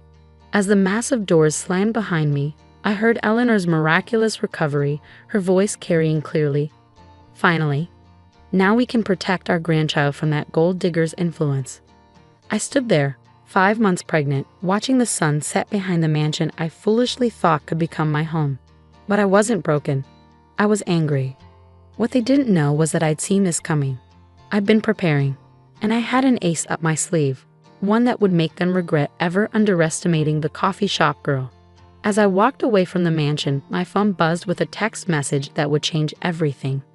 "Ms. Chen, this is David Zhang, Marcus's business partner. We need to talk. There's something you should know about Wong Enterprises and your software." Standing there, one hand on my belly where my baby grew, I smiled. They thought they'd won, but the game was just beginning. The next morning would bring revelations that would shake the Wong family to its core. That night, I met David Zhang at a small, discreet restaurant downtown. Unlike the Wong family's usual flashy establishments, this was a quiet place where serious conversations could happen without interruption. David was already waiting when I arrived, his usually immaculate suit slightly rumpled, suggesting he'd come straight from the office. He stood as I approached, pulling out a chair for me. "Thank you for meeting me, Jessica," he said, his expression grave. "I've been wanting to talk to you for months, but the Wongs, they have eyes everywhere." I sat down carefully, one hand protectively on my baby bump. "What's this about, Mr. Zhang? And why now?" He pulled out a tablet, sliding it across the table. "Take a look at this. It might seem familiar." My heart stopped as I scrolled through the documents. On the screen was my software, the project I'd been working on for years. But it wasn't just my code. It had been modified, expanded, and was now being prepared for launch as Wong Enterprises' newest product. "They stole my work," I whispered, anger building in my chest. David nodded grimly. "Not just stole it. They've built their entire new digital division around your framework. That standard legal procedure blocking your patent? It was so they could file their own patent first. But how did they?" I stopped, realization dawning. "Marcus. He had access to my laptop, my files." "Marcus is just a puppet." David leaned forward, lowering his voice. "Eleanor and Harold have been running the company into the ground with outdated strategies. They needed a win. Your software was their salvation. But they couldn't bear the thought of owing their success to the coffee shop girl." I remembered all the times Marcus had asked about my project, showing sudden interest in the technical details. How Eleanor had insisted I use the superior computer in their home office. They'd been gathering my work piece by piece. "Why are you telling me this?" I asked David. "You're their business partner." He smiled grimly. "Partner? More like their latest target. I built the Asian market division from nothing. Now that it's profitable, they're trying to push me out too. Just like they did to you." He pulled out another document, a contract. "But I've got something they don't know about. 20 years ago, Harold's father gave me special voting shares. in writing. If combined with other shareholders, these shares could force a board review. My mind raced with possibilities. And what do you want from me? Justice, he said simply. Your software is revolutionary, Jessica. But they're implementing it wrong. Their shortcuts will make it vulnerable. When it fails, and it will fail, thousands of businesses will be compromised. I sat back, processing this information. So you want to stop them? I want to help you take back what's yours, he corrected. And in the process, maybe we can save Wong Enterprises from itself. Over the next few hours, David laid out everything. The Wong family's perfect image was a facade. Their fortune was built on taking credit for others' innovations. My software wasn't the first thing they'd stolen, just the most recent. There's more, David said, pulling out one final document. Remember that prenup they made you sign? The one Marcus said was just a formality? I nodded, my throat tight. It has a clause about intellectual property. Any IP developed during the marriage belongs to both parties equally. When they stole your software, they actually gave you a legal claim to half of its value. I laughed bitterly. They'll have the best lawyers in the country. Yes, David smiled. But we have something better. We have proof. And he paused dramatically. We have your backup files. My head snapped up. What? That day you came to my office 6 months ago to discuss cloud storage solutions. I noticed you uploaded something to a secure server. I've kept it safe, untouched, original timestamps intact. Tears welled in my eyes as I remembered. I've been so careful, so paranoid about backing up my work. That paranoia had just saved me. Here's what we're going to do, David continued, outlining a plan that would make Eleanor's head spin. But we need to move fast. They're announcing the software launch at the annual shareholders meeting next week. I placed both hands on my belly, feeling my baby kick as if in agreement. I'm ready. The next week was a blur of preparation. David's lawyers worked around the clock, preparing documents. Tech experts analyzed my original code against Wong Enterprises' stolen version, documenting every theft. But the real masterstroke came from an unexpected source. Mrs. Wong. A timid voice called me 3 days before the shareholders' meeting. It was Amy, Eleanor's personal assistant. I have something you should see. She handed me a USB drive, hands shaking. I've worked for Mrs. Wong for 15 years. The things I've seen, the people she's destroyed. I can't do it anymore. Everything's on here. Every email, every hidden document, every secret meeting. I knew it must have cost her to do this. Thank you, Amy. Just? She hesitated at the door. Make it count. The morning of the shareholders' meeting dawned bright and clear. I dressed carefully in a conservative black maternity dress, my hair pulled back professionally. David met me at his office. Ready? He asked, helping me out of the car. I nodded, squaring my shoulders. More than ready. As we walked into Wong Enterprises headquarters, employees stopped and stared. News of my dramatic exit from the Wong mansion had spread. No one expected to see me here. We rode the elevator to the top floor, where the boardroom was already filling with shareholders. Through the glass walls, I could see Eleanor holding court, Marcus at her side like an obedient schoolboy. The moment we walked in, silence fell. Security. Eleanor shrieked, half rising from her chair. Remove this woman immediately. I wouldn't do that, David's voice cut through the room. Not unless you want to explain to the shareholders why you're removing someone who owns half of today's big announcement. Harold's face turned purple. What nonsense is this? I stepped forward, my voice clear and steady. Before you launch my software as your own, perhaps we should discuss the original source code and the rather interesting emails planning its theft. Marcus went pale. Eleanor's perfectly made-up face contorted with rage. But before they could speak, the screens around the room flickered to life. Side-by-side comparisons of my original code and their stolen version appeared. Emails detailing their plan to block my patent. Security footage of Marcus copying files from my laptop late at night. And finally, Eleanor's own voice. Once we have the code, get rid of the girl. Marcus can find a suitable wife later. The software is what matters. The room erupted in chaos. But I wasn't done yet. As chaos erupted in the boardroom, Eleanor tried to regain control. These are obviously fabricated documents, she shouted over the murmuring shareholders. This woman is trying to extort our family. I smiled calmly, remembering all the times she dismissed me as just a coffee shop girl. Fabricated? I pressed a button on my tablet. Like these surveillance videos from your home office? The ones showing Marcus copying my files at your direction. The screen switched to crystal clear footage. Eleanor's face went from red to white as she watched herself instructing Marcus, pointing at my laptop. Or perhaps, I continued, these bank transfers, the ones showing payments to delay my patent application. Emmy kept very detailed records, Mrs. Wong. At the mention of her assistant's name, Eleanor's composure cracked completely. You treacherous little. Mother, stop. Marcus finally spoke up, but I cut him off. No, Marcus, you don't get to play peacemaker now. Not after what you did. I turned to address the shareholders directly. Ladies and gentlemen, you're about to vote on launching a software platform that was stolen from its original creator, me. A platform that, due to rushed and improper implementation, has critical security flaws. David stepped forward, distributing documents to the board members.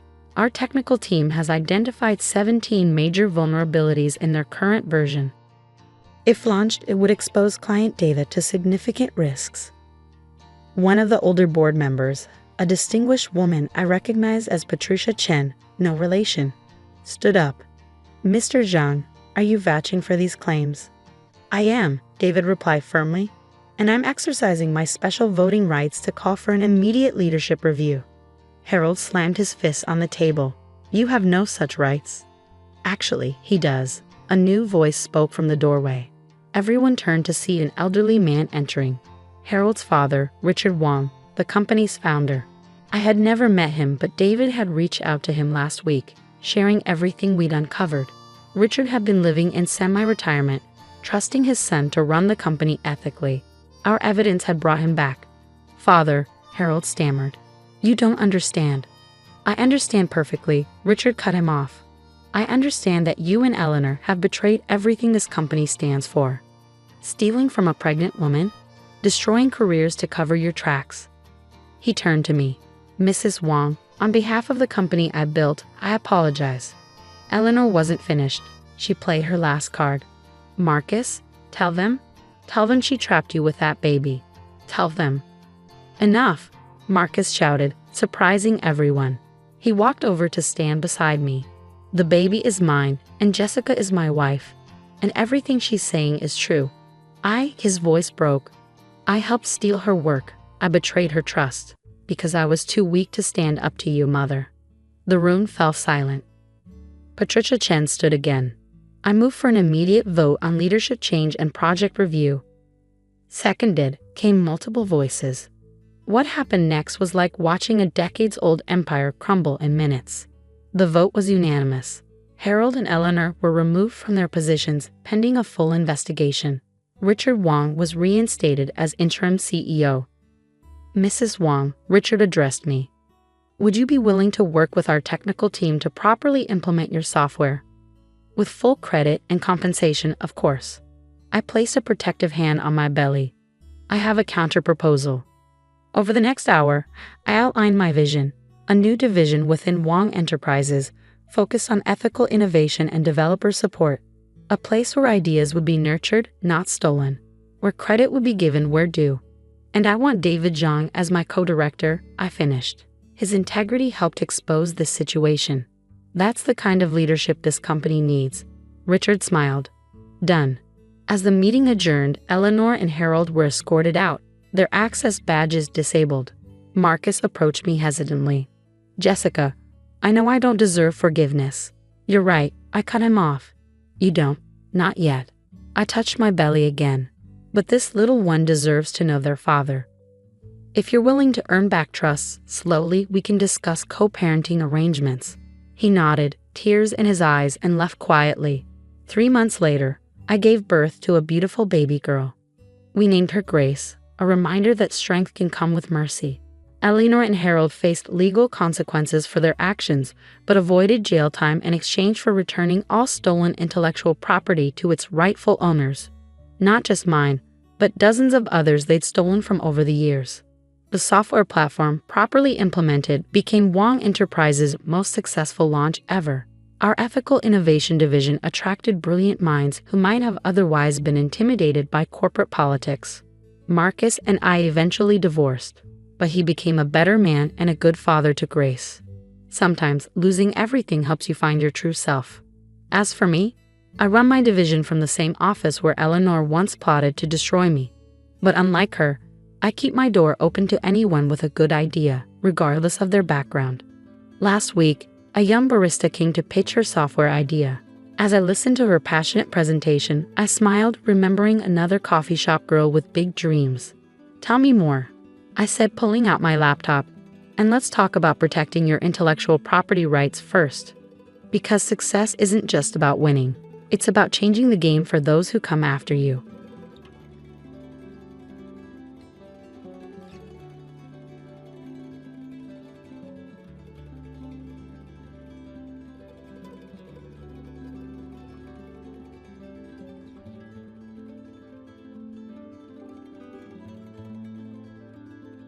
Hi, I'm Emma Thompson, and this is the story of how an abandoned farm turned me from the family disappointment into someone my greedy relatives couldn't ignore. Sometimes the greatest treasures are hidden in the places others consider worthless. I still remember the day of the will reading like it was yesterday. The mahogany-paneled law office felt suffocating as our family lawyer, Mr. Harrison, adjusted his glasses and began reading my parents' final wishes. The tragic car accident that took both of them had left a $50 million fortune to be divided between my sister Sarah and me. Or so I thought. To our beloved daughter Sarah, Mr. Harrison read, "We leave our investment portfolio, the family mansion, and all liquid assets." Sarah's perfectly lipsticked mouth curved into a triumphant smile. To Emma, he continued, his voice softening slightly, "We leave Grandpa Thompson's old farm property in Montana." The room fell silent. Then Sarah's laughter shattered it. "A farm?" she sneered, her designer bracelet jingling as she waved dismissively. "Oh, this is perfect." Little Emma always did prefer playing in the dirt to attending charity galas. I sat there, stunned.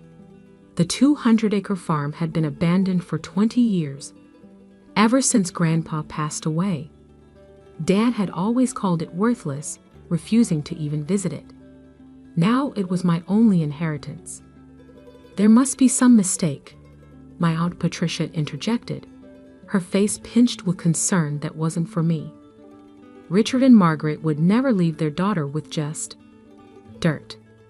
Mr. Harrison shook his head. "The will is quite clear. The farm, including all structures and contents, belongs to Emma." Sarah stood up, smoothing her Channel dress.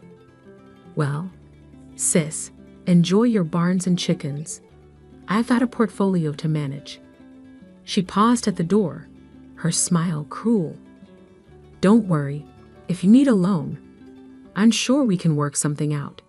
After all, what's family for?" I left the law office that day with a single manila envelope containing the farm's deed and keys. 20 years of dust coated everything when I arrived at the property the next day. The main house was a weathered 2-story structure that had seen better days, but it was the massive old barn that caught my attention. Grandpa Thompson had been an odd man, brilliant but eccentric. He'd made his fortune in mining engineering before retiring to this farm, where he spent his last years tinkering in that barn. Dad always said the old man had lost his mind, wasting his genius on a worthless piece of land. The barn door groaned as I pushed it open. Sunlight filtered through gaps in the wooden walls, illuminating decades of cobwebs. Old farming equipment sat rusting in corners. But something felt off about the space. The dimensions didn't quite match the exterior. I remember following Grandpa here as a child, watching him disappear for hours behind a hidden door. "Our little secret," he'd whisper, winking. After his death, no one could find that door. Dad searched briefly before declaring it another of his father's delusions. But I remembered. 3 taps on the north wall, then pushed the fourth board from the bottom. My hands trembled as I followed the long-forgotten pattern. Click. A section of wall swung inward, revealing a staircase descending into darkness. My phone's flashlight illuminated the way down to a massive underground room. What I saw inside made my heart stop. Covering the walls were detailed geological surveys, mining charts, and chemical analyses. In the center sat a sophisticated testing lab, preserved under dust covers. But it was the safe in the corner that changed everything. The combination was my birthday. Grandpa never forgot it, even in his final days. Inside, I found a leather-bound journal and a USB drive. The journal's first page read, "To Emma, the only one who ever bothered to listen." As I read through his meticulous notes, tears filled my eyes. Grandpa hadn't lost his mind. He'd made a discovery that would reshape the entire mining industry. The worthless farm sat on top of one of the largest rare earth element deposits in North America. He developed a revolutionary extraction process that was both efficient and environmentally friendly. The USB drive contained detailed patents, already filed, but never activated. Grandpa had been waiting for the right moment, and the right person, to bring his discovery to life. My hands shook as I realized what this meant. The farm wasn't worthless. It was worth billions. But I knew that if my family found out, they'd try to take it from me. Sarah would hire the best lawyers, claim I wasn't competent to handle such a discovery. I needed to move carefully, protect myself before anyone realized what Grandpa had left me. I spent that night in the old house, reading through every page of his journal. In the morning, I made 3 calls to a patent lawyer, a mining engineer, and an investment banker I'd befriended during my own quiet years working in finance. A career my family had dismissed as modest. "Keep this absolutely confidential," I told each of them. "I'm about to show you something that will change everything." Over the next 6 months, I worked in secret. While Sarah posted photos of her luxury vacations and charity galas, I assembled a team of the industry's best minds. The old barn became our command center, its hidden lab modernized with cutting-edge equipment. "These patents are revolutionary," Dr. Chen, our lead engineer, explained during one late-night session. "Your grandfather's extraction process could make rare earth mining both profitable and environmentally sustainable. Do you realize what this means?" I did. With the growing demand for rare earth elements in everything from smartphones to electric vehicles, we were sitting on a gold mine. Literally and figuratively. We'd incorporated Thompson's sustainable resources quietly through a series of shell companies. I used my savings from years of careful investing to fund initial operations. Every step was calculated to keep my family in the dark. Then came Sarah's wedding, a lavish affair at the family mansion. I almost didn't attend, but I knew my absence would raise questions. "Oh, Emma," Sarah exclaimed with false warmth when I arrived. "How's farming going?" Her new husband, a hedge fund manager, snickered. "It's quite educational," I replied mildly. "Actually, I've been meaning to ask, how's the tech sector of your portfolio performing?" Sarah's smile faltered slightly. "Why? Just curious. I heard rare earth element shortages are causing problems for manufacturers. Must be affecting stock prices." "I haven't checked recently," she admitted, clearly uncomfortable with her lack of knowledge. "You should look into it," I suggested, hiding my smile behind a champagne glass. The next morning, while Sarah jetted off to her honeymoon in the Maldives, we broke ground on our first extraction facility. By the time she returned 3 weeks later, Thompson Sustainable Resources had already secured contracts with 3 major tech manufacturers. The story broke in the Wall Street Journal. Revolutionary mining company disrupts rare earth market. My phone exploded with calls from family members as our company's value soared past $1 billion in its first public trading day. Emma. Sarah's voice was shrill when she finally reached me. Why didn't you tell us? We're family. Are we? I asked quietly. I thought I was just the girl who got dirt for her inheritance. The next few weeks were chaos.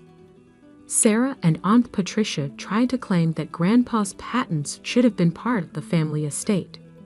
Their lawyers argued that I had concealed valuable assets. But Grandpa had planned everything perfectly. His will explicitly stated that all contents of the farm, including any intellectual property developed there, belonged to me. The hidden lab's existence proved he developed everything on the farm property. The final showdown came at an emergency family meeting called by Aunt Patricia. They all sat around the massive dining table in the mansion, the same table where they'd once mocked my modest career choices. You have to understand, Sarah pleaded, her designer bracelets clinking nervously. Dad would have wanted the family to share in this. I pulled out Grandpa's journal, opening to a marked page. Dear Emma, I read aloud.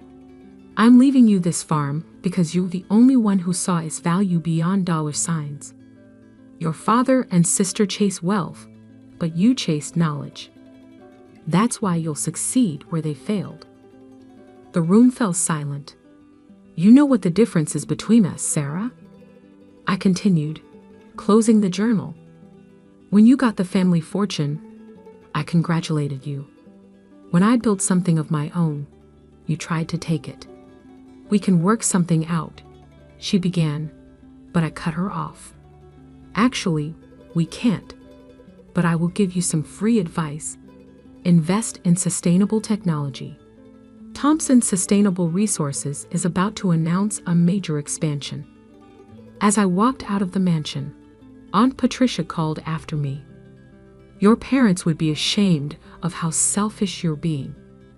I turned back one last time. No, they'd be ashamed. They never saw what Grandpa saw in me. But that's their loss. Just like this company is your loss. Today, Thompson Sustainable Resources is valued at $12 billion. We're revolutionizing the mining industry while protecting the environment. The old farm has become a state-of-the-art research facility, though I kept the barn exactly as Grandpa left it, secret room and all. Sarah still tries to reconcile occasionally, usually when she needs something. Last month, she called about investing in our latest venture.